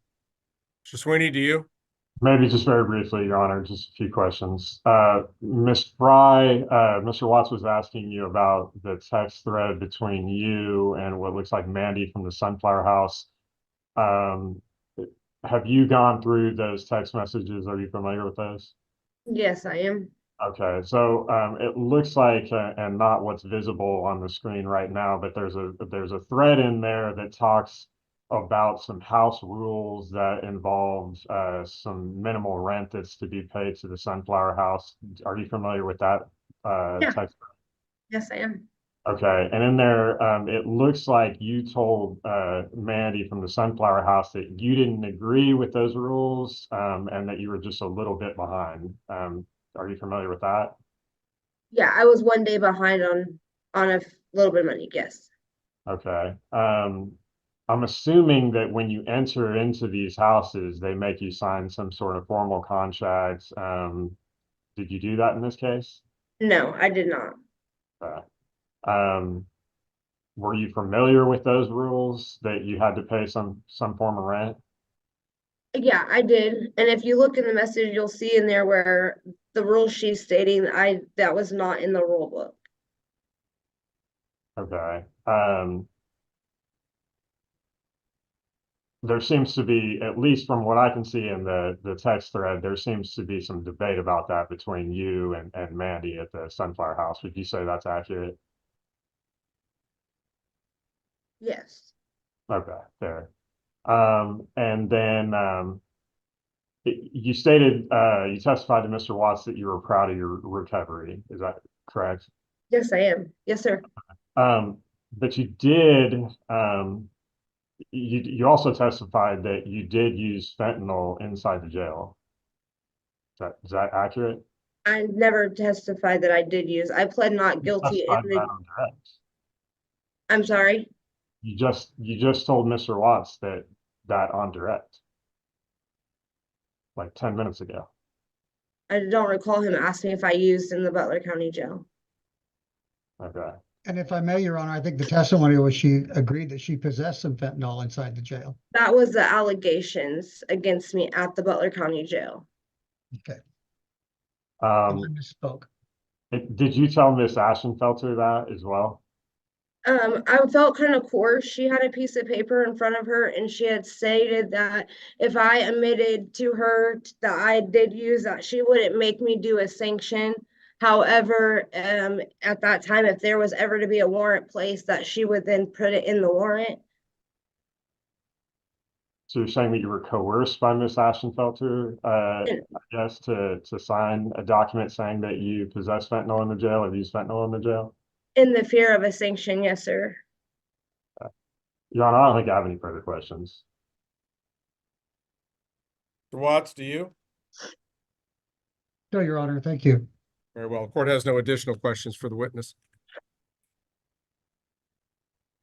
Having heard the testimony provided by Ms. Ashenfelter and Ms. Fry in this case, the court will make the following rulings at this time. Regarding allegation number 1, failing to notify the ISO prior to changing residence, the court does not find violation. While this situation could have and should have been handled better with an immediate report to her officer, perhaps even in accord with specific direction that was given by the ISO. Court cannot find that under these circumstances that the court should consider that to be a violation, given her report to Ms. Ashenfelter at her very first appointment thereafter, and the fact that she was apparently evicted rather than voluntarily leaving. Number two, regarding the alleged failure to obtain suitable employment, the officers essentially has conceded that point, and that allegation has been essentially withdrawn through testimony. Number three, regarding the defendant submitting a urine sample positive with fentanyl with higher ground, court finds that it was a de minimis level of fentanyl that was found that very well could have been residual from prior use, that may have even preceded the last probation review hearing in this case. And the court will not consider that to be a violation under the evidentiary circumstances presented here today. Regarding number five, the defendant submitting a urine sample that did not meet the temperature requirements, it does appear to the court that this may have been a technical violation. However, apparently it was not disputed that apparently this happened again a week later, and the same thing happened. I don't understand why her body temperature wouldn't be the same as any other human being giving a sample, but under the testimony provided, the court will not find a violation that merits taking further action in regards to her sentence. Leaving number four, court does not find Janie Fry's testimony credible regarding possession of fentanyl without using. It does appear that the evidence has established that the defendant admitted to the use of fentanyl while in the Butler County Jail in August of 2022. That is after her last probation review hearing, which certainly leads this court to a conclusion that even after she was severely sanctioned on August the 4th, while she was doing her jail time within the facility, she had access to fentanyl and used it. Even if she just possessed it, she undoubtedly is aware that she cannot possess or use controlled substances. And fentanyl is one of the most dangerous substances that's in use in the streets today. That in and of itself merits a finding that there has been a substantial and material violation of the terms and conditions of community corrections placement in this case. Court will now turn to disposition. Ms. Ashenfelter, I'll start with you. Having been her supervising officer throughout the pendency of her probation, what is your recommendation to the court? Your Honor, at this point, I am not sure what else community corrections can offer Ms. Fry. We've tried inpatient, outpatient, now sober living. We've been trying to get through this case for the past couple of years at this point. Probation is just not working for Ms. Fry. She just has difficulty being honest and being upfront about what is going on and what she needs help with. We're here to help address those problems and those issues that are going on in her life. And probation is just not working for her. So I'm recommending revocation. Thank you. Mr. Sweeney, on behalf of your office, what is your recommendation to the court? Yes, Your Honors. The state's recommending revocation. I would note, in speaking with Ms. Ashenfelter, I believe that Ms. Fry has had DIP sanctions, graduated sanctions that would qualify her for revocation. I think the most concerning thing, and the court's already touched on this, is that she was in the Butler County Jail when she had the possession usage of fentanyl, which I guess first and foremost, I find kind of appalling that there's drugs that, especially fentanyl, in the Butler County Jail, considering that that's one of the places that we, or at least I do, recommend folks to go when we want to try to dry them out or remove them from usage incidents. So that's concerning. But it also speaks, I think, to Ms. Fry and how serious this probation is being taken, or maybe how strong this addiction is. But that's so concerning, especially when she's in the Butler County Jail. So she's currently serving the consequences for it, and then continues to use, and especially fentanyl.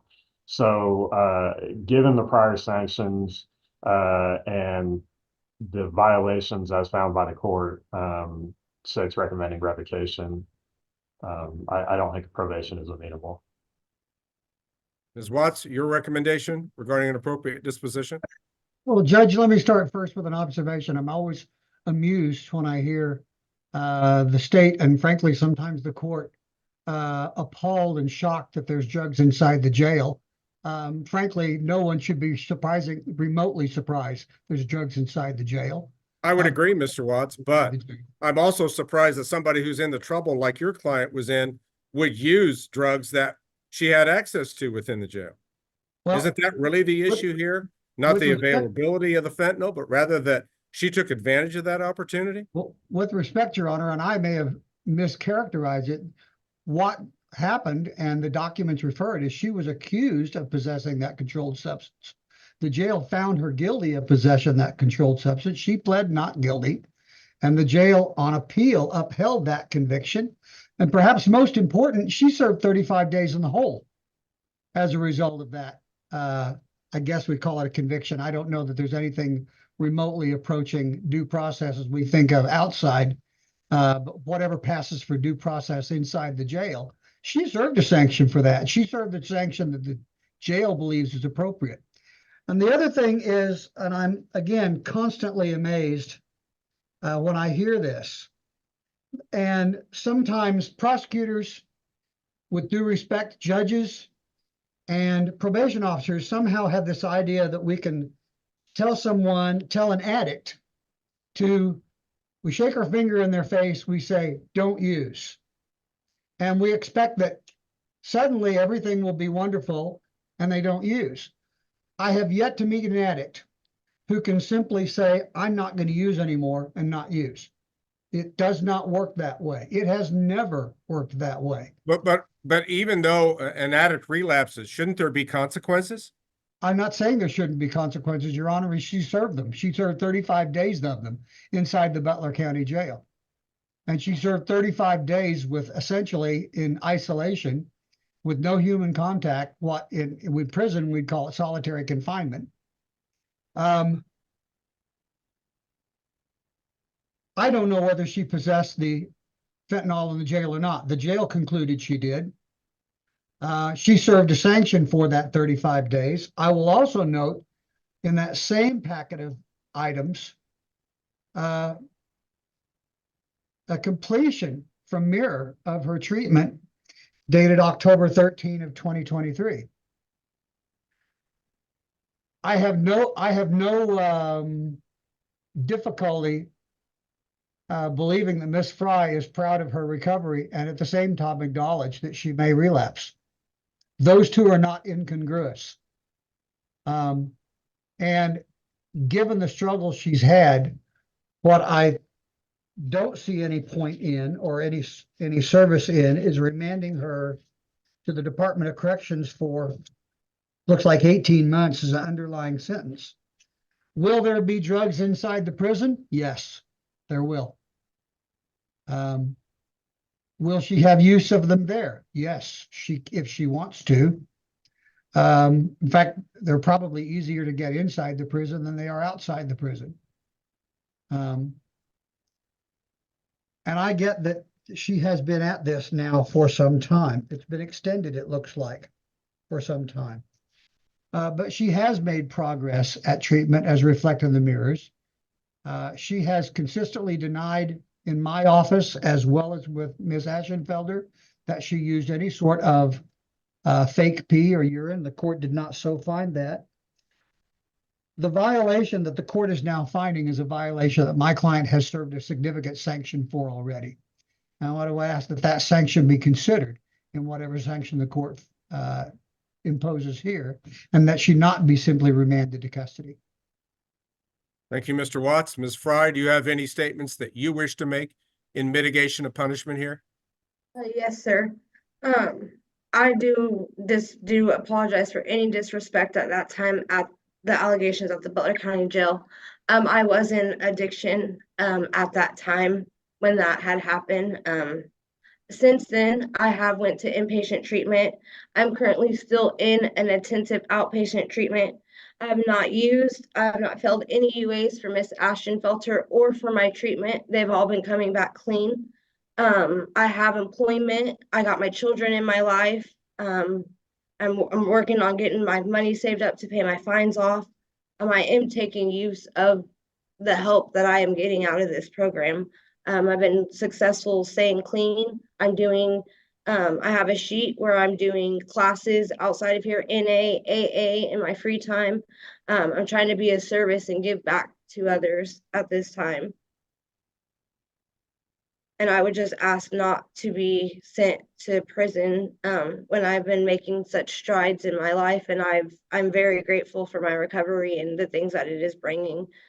As I was aware of, this would only ever been my second probation violation.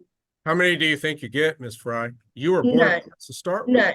None, Your Honor, none. And I'm very grateful for the first one that I was able to continue. So I don't mean You were so disrespect. thankful you possessed fentanyl in the jail. At that time, Your Honor, I was not in the right mind. I was it was later on that I did thank Miss Christie for that time at the jail and treatment, because I was able to get where I'm at in my recovery. Very well, Ms. Fry. Court's prepared to rule. The fentanyl possession violation in the jail was reported by the jail, acted upon by the jail administratively, and then eventually admitted to the officer. The court considers to be a very serious breach of the terms and conditions of probation in this case. Ms. Fry, even after the 42-day sanction that was imposed last time, and I think that was related to your failure to complete treatment, because that's been the focus of your probation all along. And the whole reason why you didn't go to prison on the border box case in the beginning was so that you could be rehabilitated and hopefully get free from drugs. The court considers this, again, a very serious breach that you would in any way be involved with that dangerous drug of fentanyl after being sent for sanction time in the jail. It is about as serious a violation as you could have. With that said, the court does note certain things. Number one, it does appear that you did successfully complete a treatment program. I hope that that means that you now can make better decisions regarding illegal drugs and substance abuse in general.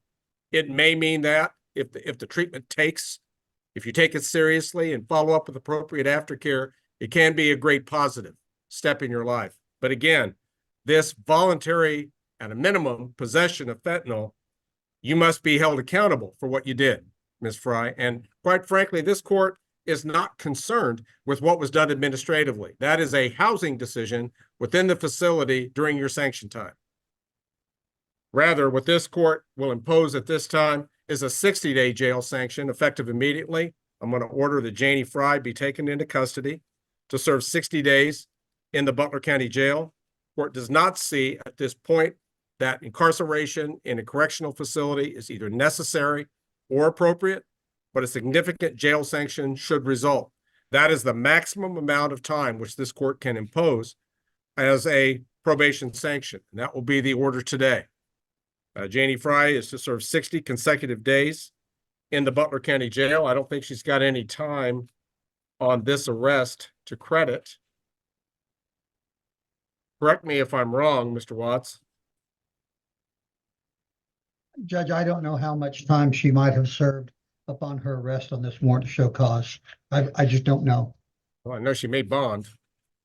I served 2 days, Your Honor.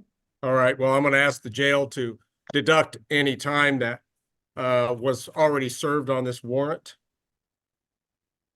It issued in October, I believe.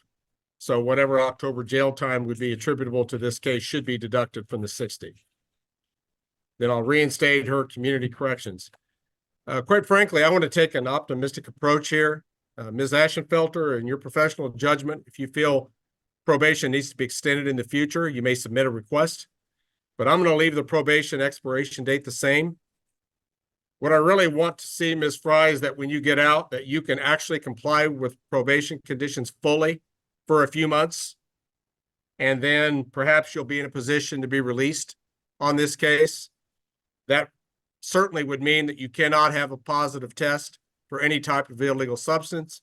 You must report as directed, do any follow-up on your treatment, aftercare, for example, or meetings that are necessary. Perhaps it won't be necessary to extend this case further. I do recall that your expiration date now is April 18 of 2024. All right. There will be no additional bids assessments at this time. I don't see that Ms. Fry, given her incarcerated status for 2 months, will be in a financial position to pay additional amounts. So, Mr. Sweeney, is there anything else we need to address currently? No, Your Honor. Mr. Watts, anything further that needs to be addressed at this time? No, Your Honor, thank you. Ms. Ashenfelter, do you need any further clarification from the court? No, Your Honor. Ms. Fry, you have an obligation within 1 business day of being released from jail to contact Christy Ashenfelter and arrange for future reporting from there. Yes, Your Honor. All right, very well. I'll remand her into the custody of the sheriff's representatives until her custody can be transferred to the jail to serve the remaining balance of the 60-day sanction imposed today. Next matter would be State of Kansas versus Janie Fry. Case number 23 TR 414. Counsel would state their appearances, please. It appears by Devin Canfield. Your Honor, Darren Patterson appearing on behalf of Janie Fry. Ms. Fry does appear via Zoom audio visual.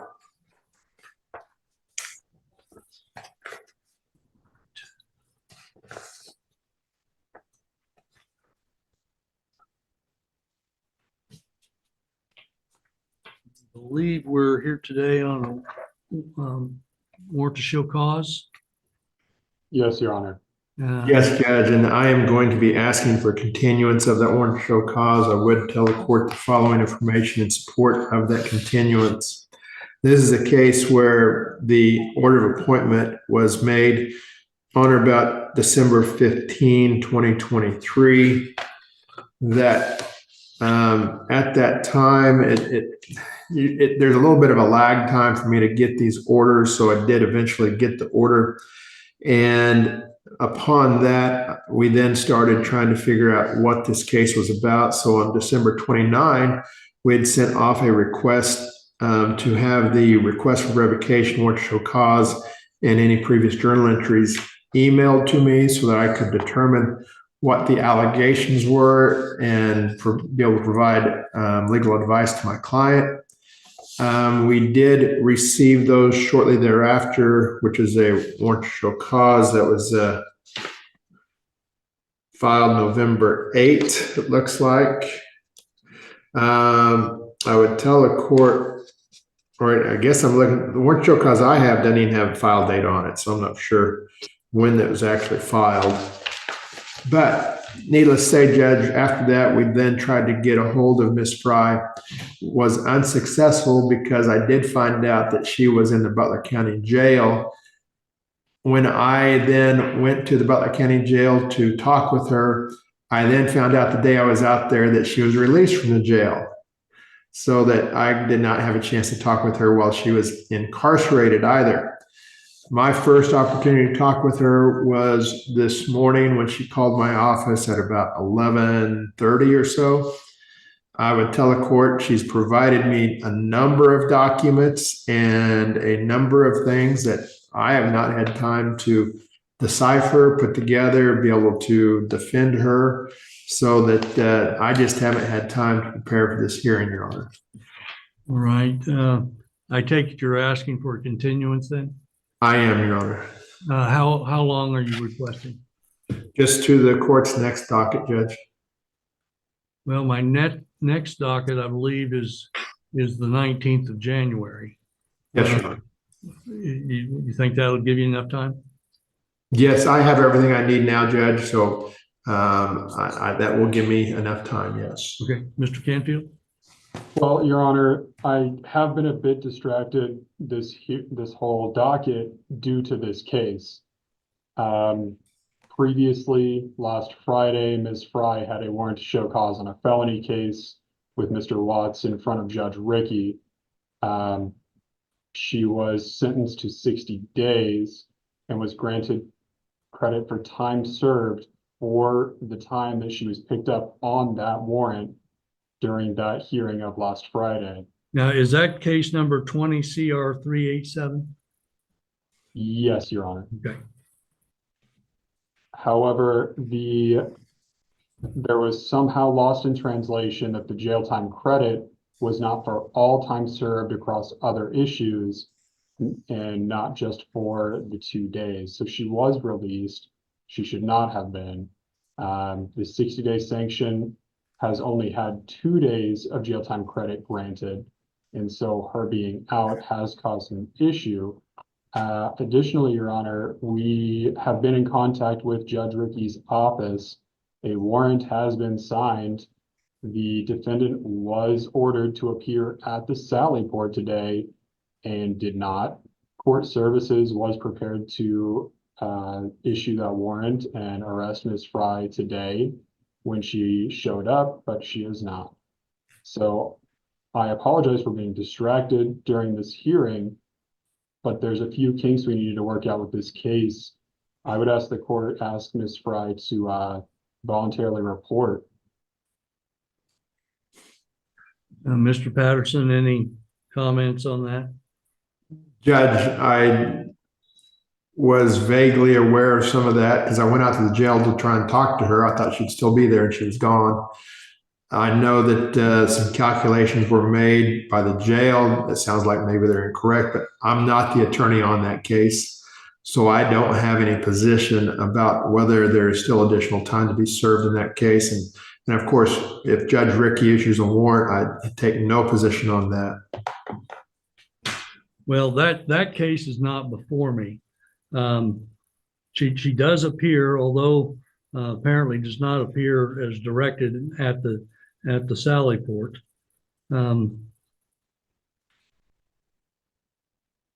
Your Honor, may I say something?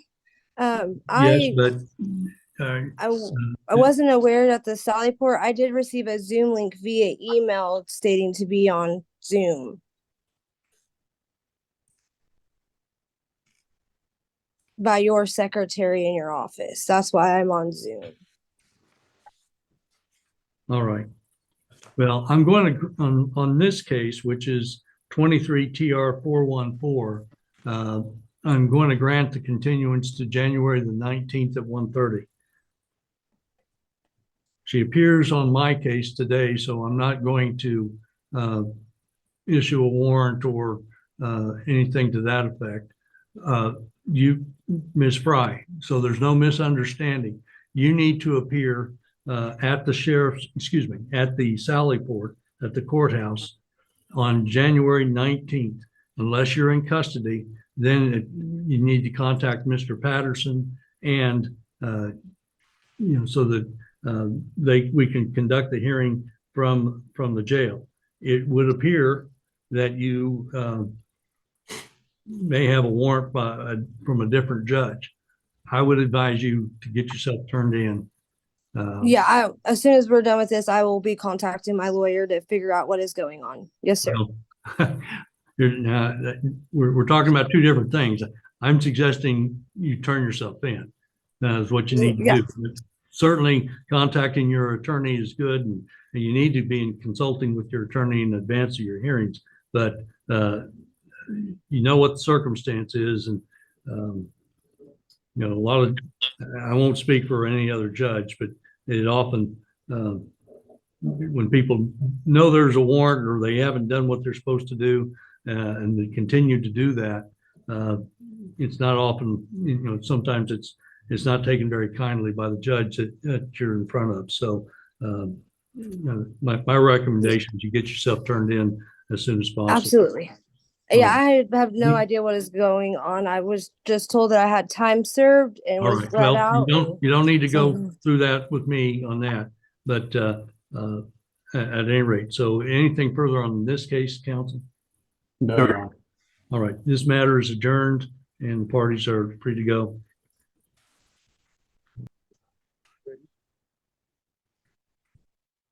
State of Kansas versus Janie Fry, case number 23 TR 414. Your Honor, Darren Patterson appearing on that. I would inquire of courthouse security. Has Miss Fry appeared?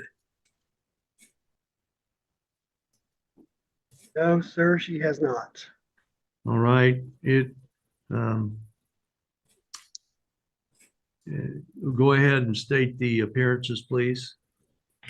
It appears by Devin Canfield. Your Honor, Darren Patterson appearing on behalf of Janie Fry, who does not appear. I do want to tell the court that she did email me at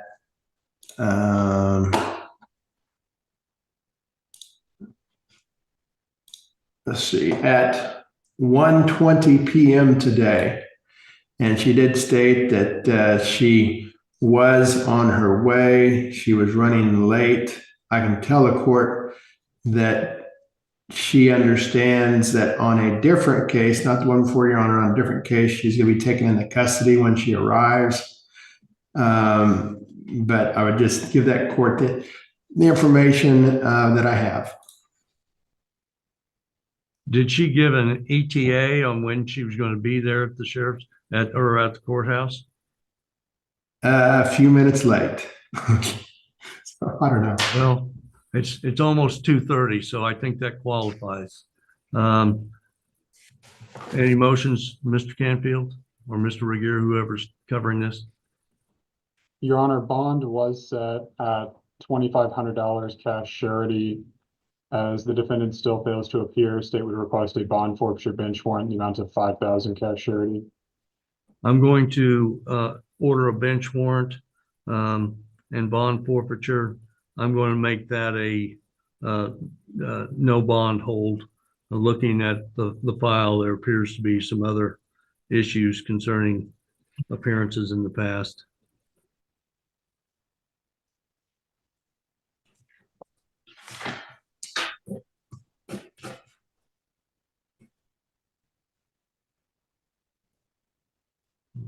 Anything further on Ms. Fry's case? No. Very well. That matter is adjourned at this time. And also, Your Honor, I know we took it up earlier, but Janie Fry did show up here. So I didn't know if you wanted to take up her case or. Well, she had counsel. Yeah. Yeah, bring her in. Okay. Mr. Regier, was that Mr. Patterson? Could you try to contact Mr. Patterson's office and see if they can log on again?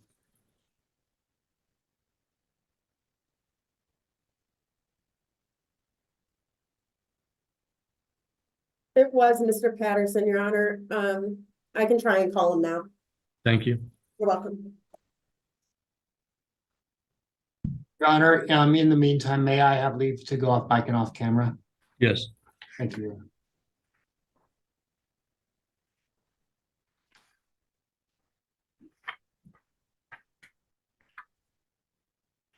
I do apologize, Your Honor, for being late. We got a flat tire. No, wait, hold on. We're not on the record. We're going to see if we can get the attorney here. Yes, sir. Yes, Your Honor. Okay, Judge, he's gonna hop on here in a minute. Okay.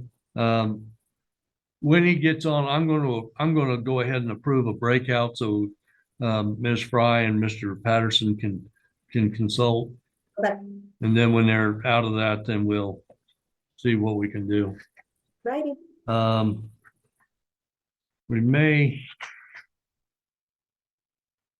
This may involve the court services as well. Christy Ashenfelter was on before, I believe, from Community Corrections. Yes. And she was subpoenaed, Yes. but she was released earlier, so. Right. And we can go off the record while we're waiting.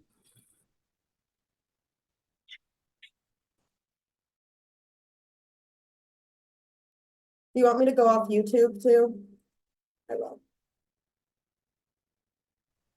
That's fine, or you can leave it on either way. Okay, okay. All right, here comes Darren. Hi,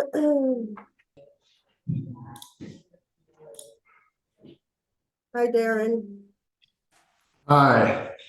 Judge has approved a breakout room if you want to talk to her. Do you need- Yes, if I can have a breakout room, please. Thank you. Is council ready to proceed? Yes, Your Honor. All right, this is State of Kansas versus Janie Fry, case number 23 TR 414. Council would state their appearances, please. Jerry McGee on behalf of the state, Your Honor. Your Honor, Darren Patterson, appearing on behalf of Janie Fry. Ms. Fry does appear from Courthouse Security 4. Your Honor, this is a warrant to show cause, and I would tell the court that this warrant to show cause was also filed in a felony case that Judge Rickey had heard. They did have an evidentiary hearing in that felony case, and based upon that, at the conclusion, Judge Rickey did find one violation. That violation being that on October 23rd, 2023, the defendant admitted using fentanyl while in the Butler County Jail on or about August 18, 2023. That would be a stipulation that she would be making in this case. She'd be waiving hearing and stipulating to that violation, Your Honor.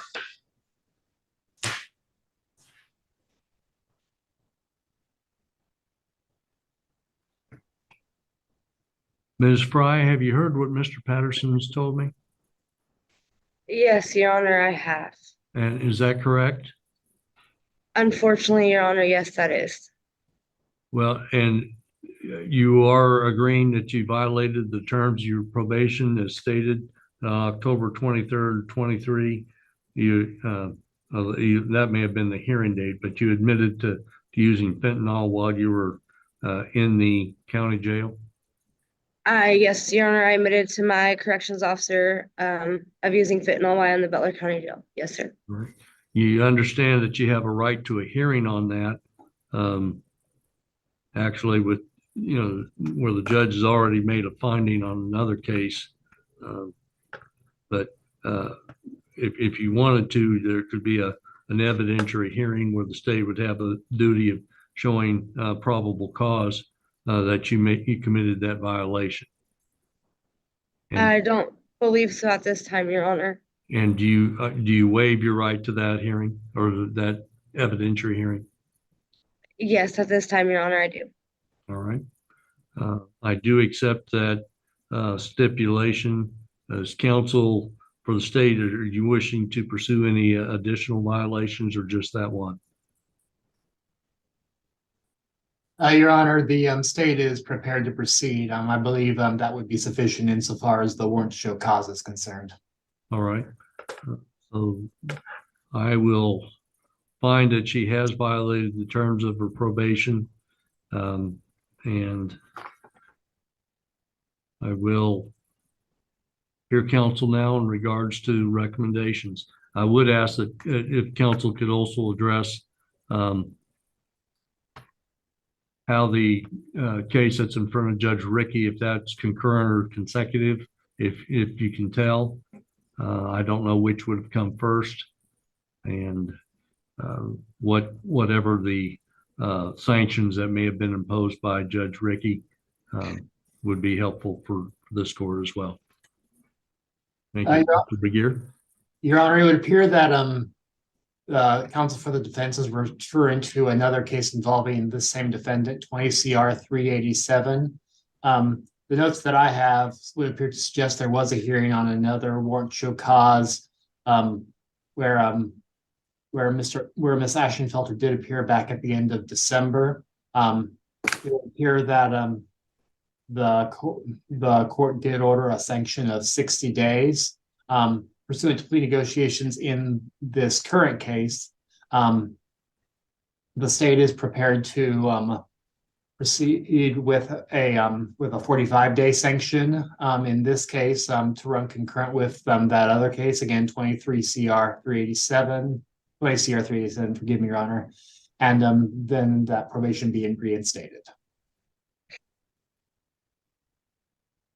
Okay, so the state's requesting a 45-day sanction Has she already completed the 60-day sanction that Judge Ricky imposed? Your Honor, unfortunately, I do not have that information at this Your time. Honor, I can tell the court, I'm very familiar with this. I can tell the court that she was ordered to jail to serve 60 days, that Judge Ricky did give credit for time served. There was a mix-up at the jail on what that meant as far as how much credit for time served. They had given her credit for every day she'd been in there since the beginning of that case, when instead Judge Ricky's meaning was only for the time she'd been in there waiting for his hearing, which is only about 3 or 4 days. They released her, though. Judge Ricky did sign a warrant for her arrest to be picked back up. She's at the courthouse today, knowing that she's going into jail to serve the rest of that 60 days, which is probably about 55 days left. I learned of all that just because I went out to jail, looked for her, and she wasn't there, and discovered all of that. So she is going back to jail to serve the remaining portion, which is a majority of the 60 days, Your Honor. And if counsel can tell, is that case concurrent or consecutive or just silent on that? I don't see an entry in these journal entries on this case. And I would concur, Judge, that on July 24th, 2023, my notes in my file would indicate that there was nothing said one way or the other at the time of sentencing. So I'm pursuant to case law, I believe that would mean it runs concurrent. I agree. And Your Honor, I'm looking at the journal entry of conviction and sentencing from that July date. I am not seeing any specific orders pertaining, at least in that journal entry, pertaining to any other cases where this defendant may be involved. Right. So would it be counsel's contention that if I impose the 45-day sanction as recommended, that would be served concurrently while she's serving Judge Ricky's sanction? Judge, that would be the agreed recommendation to the court, but also I believe by law that would also work that way. And Your Honor, I believe that was the agreement reached between the state and the defense. Okay. Mr. Patterson, any additional statements that you'd like to make?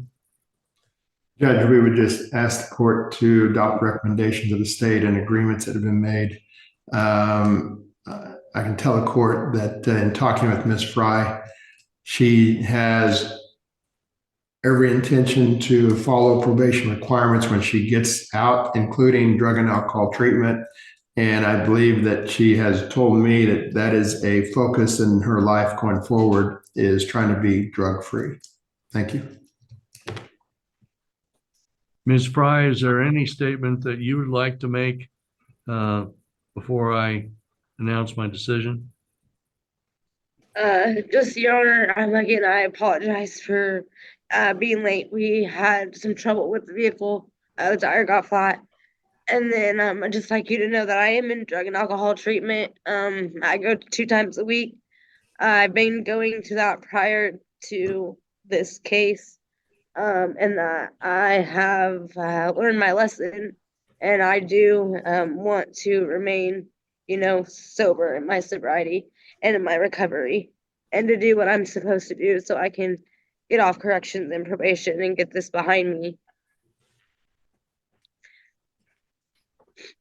Thank you. I'm going to accept the recommended sanction on this case. I will. Did Judge Ricky extend her probation on the other case, if anyone knows? He did not, Your Honor. When do you know when that's due to be completed? In April, I believe.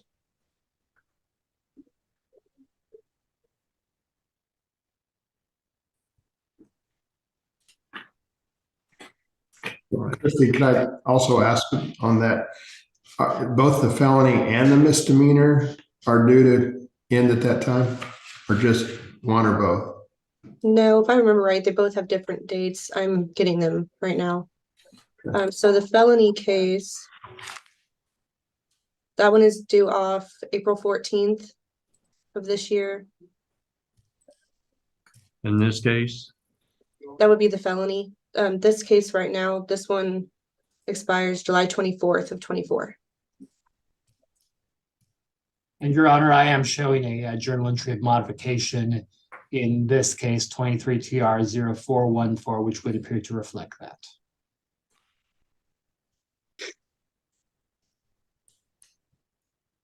well, which approved her to be transferred to community corrections. Is that the one you're referring to? It would appear so, Your Honor.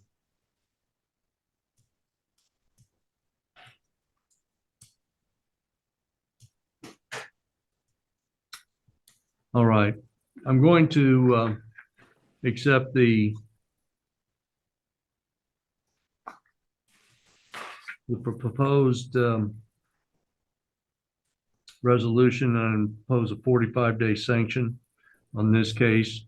Then that, by law, I think has to be concurrent, as this case was not ordered to be concurrent or consecutive with the felony case.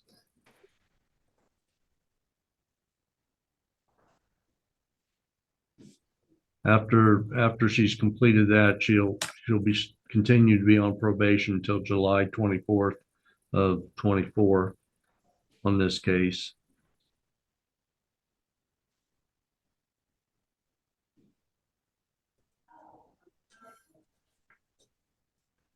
Ms. Fry, I hope you're serious in what you're telling me, because what I'm seeing through this file, and you seem pretty lackadaisical about complying with the court's orders on various things.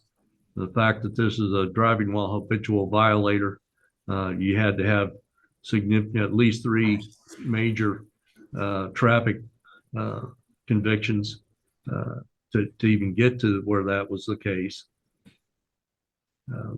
You haven't fared too well in regards to showing up when you're supposed to at various times.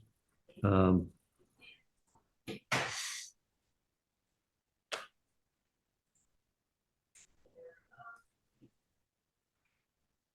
not sure how you would have obtained the drug fentanyl while you were in custody at the Butler County Sheriff's Office, but ever since there's been prisons, there's been things smuggled in. So I guess I shouldn't be too surprised about that.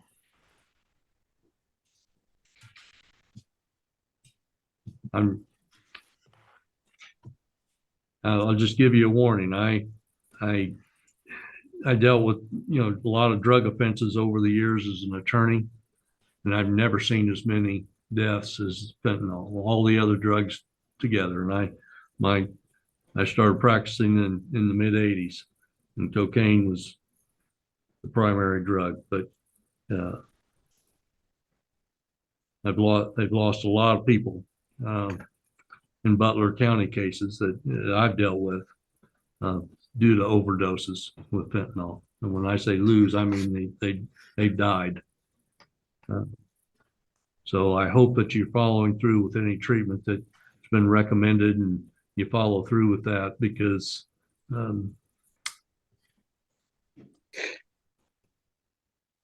it can be a lot more serious than serving time in jail.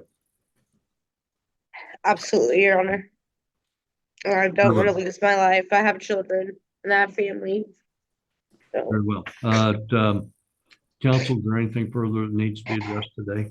I will withdraw she's serving the sentence now, so the order that I made earlier for a no bond no bond hold bench warrant is withdrawn. She's committed, and they already have the commitment on Judge Ricky's case, I take it, so that they have the paperwork necessary to admit her to the jail. Yes, sir. Okay. So I'll wait for the paperwork in the normal course then, rather than getting that right away. So very well.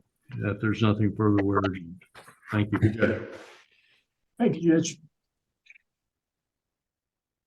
Number 2020 CR 387.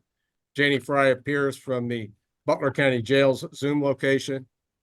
Amber Norris appears on behalf of the state, and James Watts is defense counsel. This matter comes before the court at this time on a new warrant to show cause alleging probation violation for failing to report and failing to attend alcohol and drug treatment as directed. I think there was a reference earlier to an addendum to this warrant. I do not have that before me. Are there new allegations contemplated by the addendum? Yes, Your Honor. That was filed February 1st at about 2:30. The new violation is on basically under the guise of not illegally possess, use, or traffic in any controlled substance. And the violation is on December 28th, 2023. The defendant submitted a urine sample with higher ground that was positive for fentanyl and alcohol. The lab confirmed positive for both substances on January 24, 2024.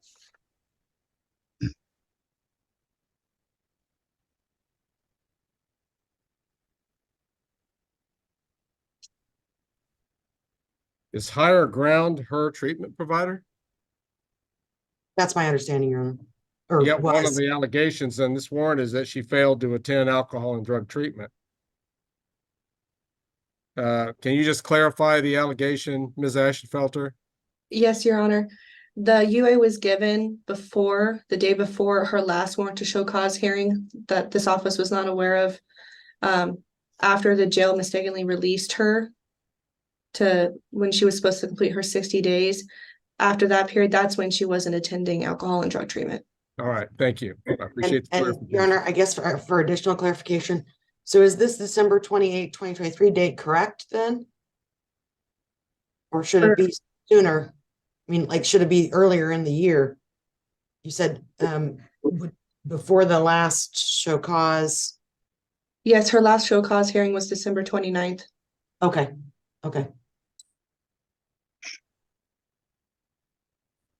All right. What announcement is made at this time regarding these allegations, Mr. Watts?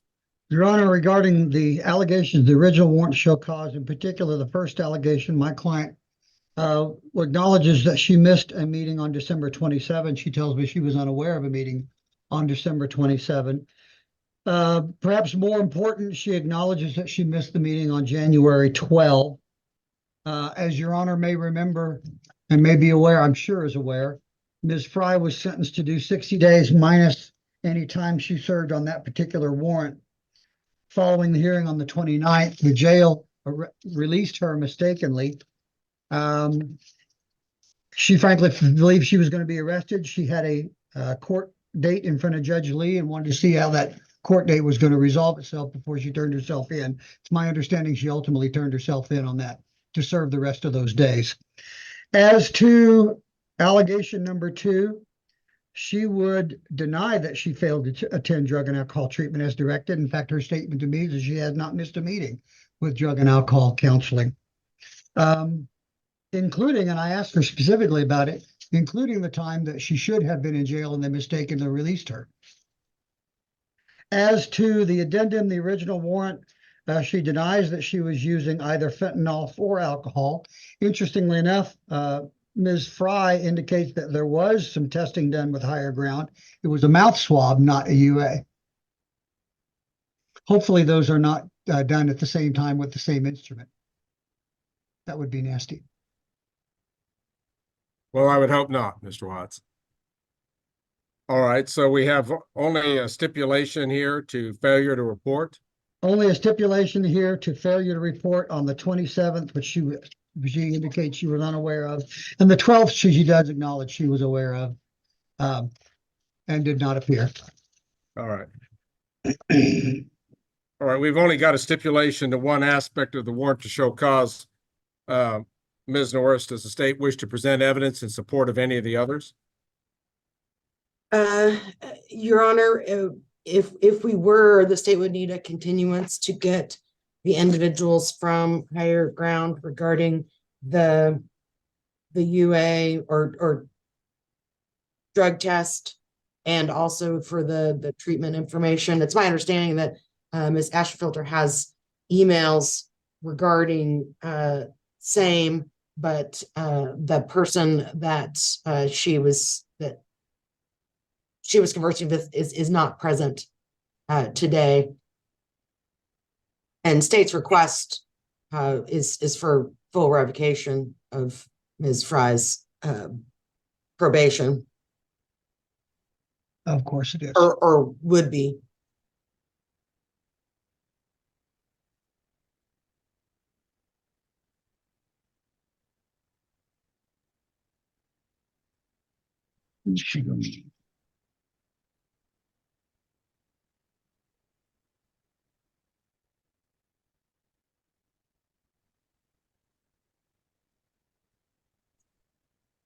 We have one material violation stipulated to, and I guess really I just want to make sure are you wanting to go forward with disposition today, Ms. Norris?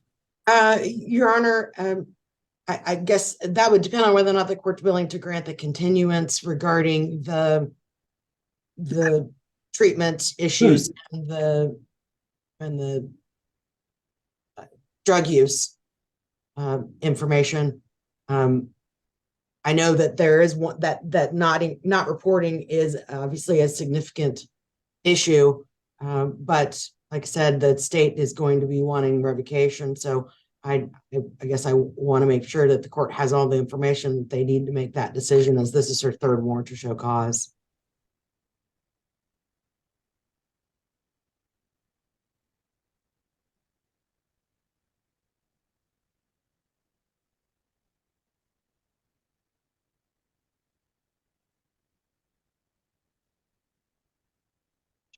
Court is going to deny the continuance request by the state in this case. The court needs to dispose of this matter, I think, promptly. State was aware of what the allegations were, certainly should have had their witnesses lined up if they wanted to present additional evidence today. The court will accept a stipulation of failing to report and will proceed to disposition today on that basis alone. As it doesn't appear that the state's in a position to proceed with evidence regarding any of the other allegations. So I'm going to start with Ms. Ashenfelter. You've been her supervising officer. Do you have some independent assessment of the current situation in this case and a recommendation for the court? No, I do not, Your Honor. All right. Ms. Norris, I think you've made clear what your position was likely to be at the dispositional phase, but is there anything that you would add to your earlier comments? Okay, you're muted. Just Your Honor, that the defendant has been on probation since November of 2021 in this case. She's previously had 42 days. She was ordered 60 days, but did not actually end up serving that. And I think more of an issue with the jail, but still. And then she did a 2-day dip back in 2022. And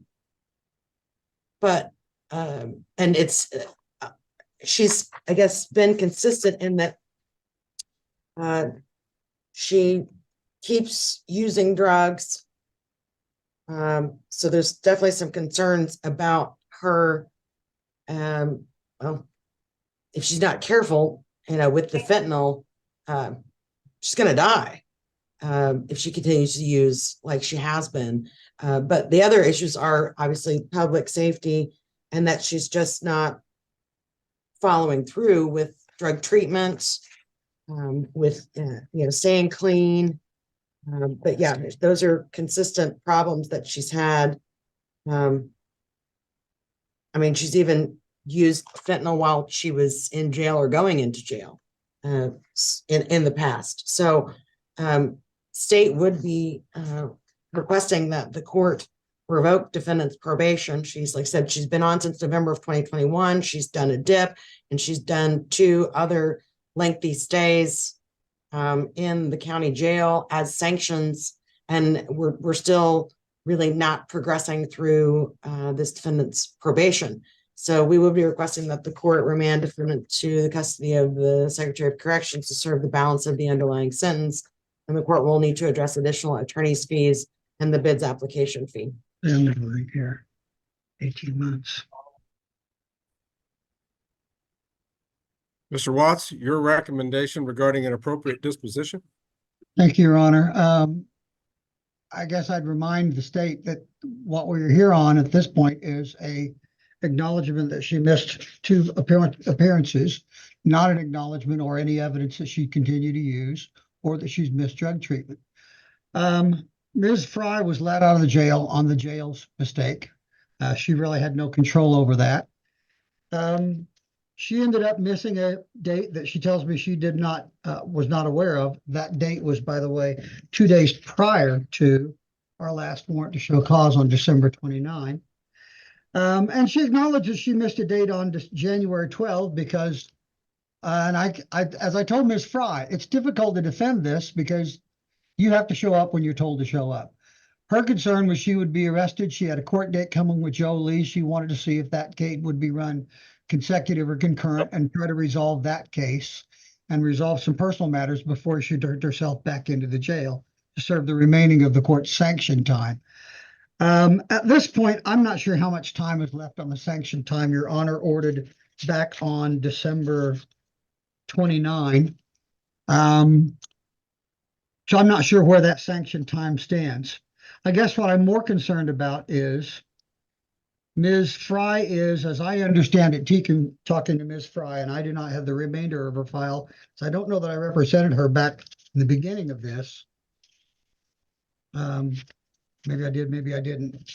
I don't know. She tells me she is out, done in April. So she's essentially a month, maybe 2 months away from being complete on this probation. She has an 18-month underlying sentence for a conviction that happened in November of 2021.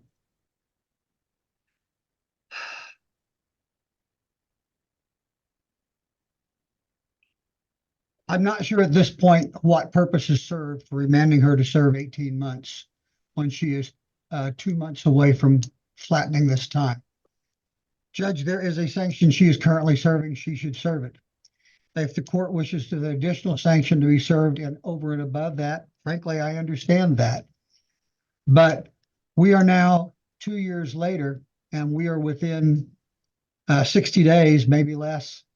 We're within 2 months of flattening her probation time and completing her probation time. And again, I will note she has not stipulated to missing her treatment program, nor has she stipulated to using the fentanyl and alcohol as alleged here. So we don't have any evidence of new drug violations. What we have is a person who was released from the jail early and didn't go to their meeting because they're afraid they're going to get rearrested. Judge, I think an appropriate sanction here would add what the court believes is an appropriate sanction time, and then permit this case to close on its own terms when it becomes final in, as I understand it, April.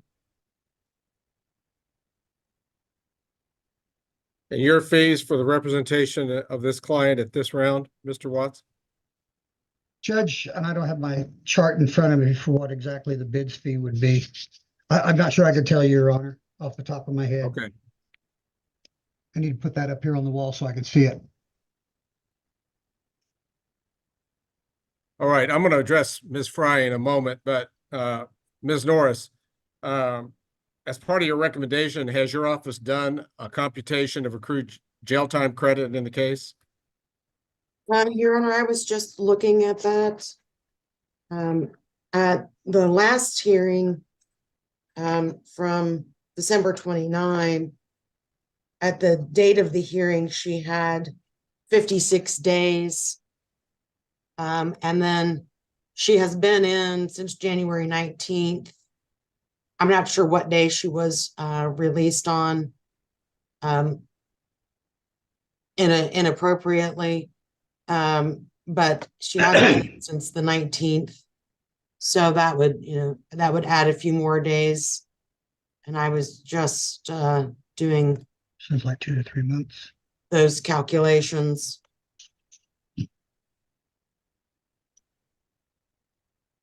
And so as So of the warrant issued for her to be picked up to serve the rest of her sanction time, that issued on January 5th. But I'm not sure what her actual. and she right, it's 14 days that she's been in this time. So 56 plus 14, and then whatever it was from however long she spent prior to being released early. So 2.5 months. Yeah, between 2.5 months to 3 months. So, Mr. Watts, your argument here is that when she appeared for Judge Lee's court, which she had an affirmative obligation to attend, that's turning herself in? I mean, is that how that Judge, happened? she could well have not appeared to Judge Lee's court. She did so. And did so knowing, and I'm assuming here, and I haven't talked, that she was arrested at Judge Lee's court, and I fully understand that. Yes, I think that's turning herself in. She could well have skipped Judge Lee's court. She went to Judge Lee's court knowing full well that she was going to be arrested when she did so. I understand your position, counsel. Thank you. Ms. Fry, at this time, the court will address you personally, and I'll ask you if you have any statements that you wish to make in mitigation of punishment or anything further that you would like to present. Ms. Fry? Yes, Your Honor. I'd just like to say in the beginning of this, I did have a severe addiction problem. I have struggled with addiction. I've seeked out treatment. I haven't been using it. I have over almost 4 months clean now. I did turn myself in at Judge Lee's court date. I was aware by my attorney, Darren Patterson, that when I did appear, I would be arrested. So I made that obligation to go. I do have a full-time job. Outside of this, I have a relationship with my children. I am doing my treatment. I have full obligations to continue my corrections and do what I'm supposed to be doing. I should have reported on the 12th. I was afraid of being arrested when I would walk into her office. I just wanted to make sure I got my job, my treatment, and my children taken care of before I finished my sanction. Very well. Thank you, Ms. Fry. Your Honor. I agree with Mr. Watts. The court's not going to consider the alleged drug use or the failure to complete treatment. We don't have evidence before the court. What we have is a failure to report to her officer after she was let go from the jail substantially earlier than she was supposed to be due to some computation or paperwork error at the jail. I guess under those circumstances, Ms. Fry, if they came to you and said, we're going to go ahead and let you out, that you would just accept that gladly, accept their mistake, knowing that you hadn't served your sanction time. But I certainly can understand why you would accept it and be released to the community. But what the court doesn't accept or understand, Ms. Fry, that knowing the precarious position that you are already in, after all, it was a very close call for this court whether you were to even be given another chance, even with a 60-day jail sanction, the last time we were in court. And you appreciated that last chance so much that when you had a scheduled appointment with your community corrections officer, after being let out of jail early, you didn't go. And why didn't you go, Ms. Fry? It's because you thought you might be arrested on a warrant or legal process if you went to her office. Well, I sure would have expected that's exactly what would have happened. You made a decision, as you have all along, to avoid responsibility, not be accountable for your actions, and make your own decisions about what you want to do, thinking that the system will never really do anything about it. Not anymore, Ms. Fry. You've had all the chances that you deserve and then some. Their probation was set up to be an alternative, a structured alternative to you doing your prison time. but you didn't choose probation.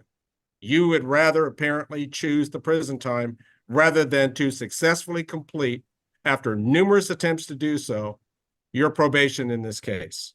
So this court will, based on the failure to report to her officer as scheduled on January 12th, will revoke the probation outright of Janie Fry and order her to serve the remaining balance of her sentence in Department of Corrections, with all accrued jail time credit to be reflected by the journal entry stemming from today.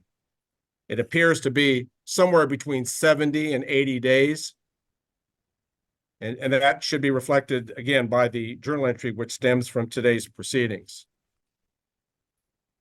According to the court's original sentencing order, I will reannounce the post-release supervision period at 24 months. The good time credit that she can earn is 20%. And will waive any further bids assessments in the case due to the court's imprisonment order that I'm entering today.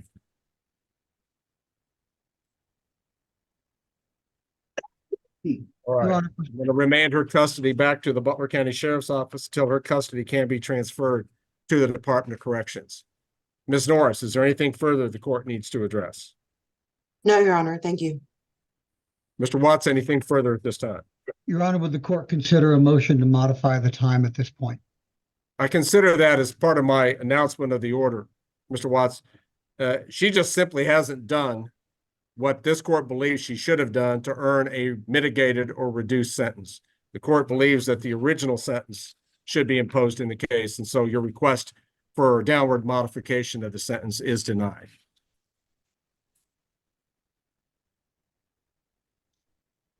Again, I'll remand her custody back to the sheriff's office to the jail until she can be placed in Department of Corrections custody to complete her sentence. If there's nothing further, the Janie Fry matter will be in recess at this time, and we'll move on to another matter on the docket.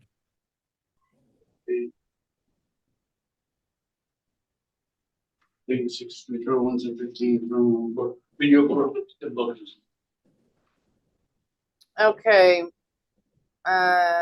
This is State of Kansas versus Janie Lee Fry, 2023 TR 414. State appears by and through Mr. Canfield. It looks like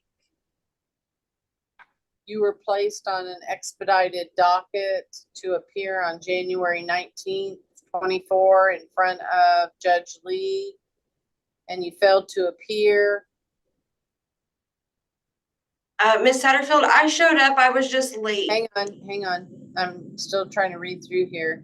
Then the warrant was withdrawn. You later appeared. You waived your right to a probation violation hearing. You stipulated to use of drugs. The stipulation was accepted. You were ordered to serve a 45-day sanction, and then your probation was reinstated. Jail sanction to run concurrent to your felony case. And then they filed a probation revocation.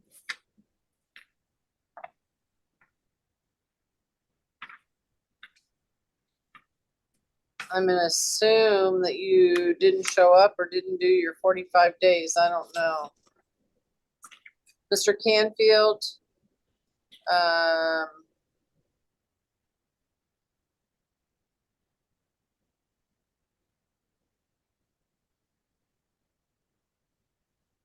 was arrested on the 19th and I did my 45 days and I haven't left since. I've been here since January 19th.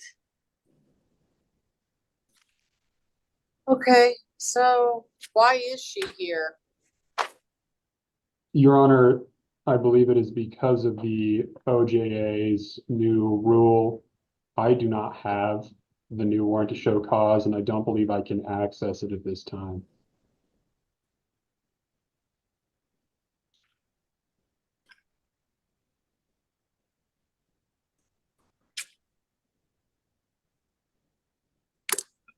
What's the jail show? Why they're holding her?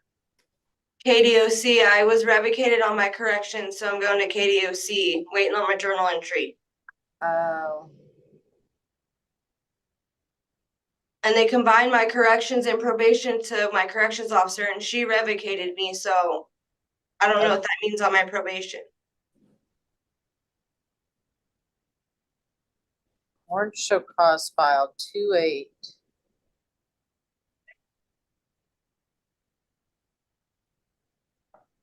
Okay, so what they're saying in this case is that you're unavailable to report because of your DOC commitment.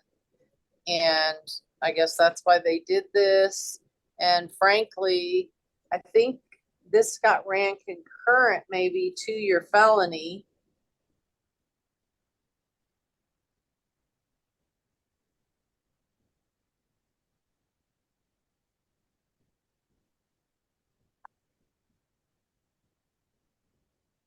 Oh, the jail sanction ran concurrent to your felony. I don't know. Let me see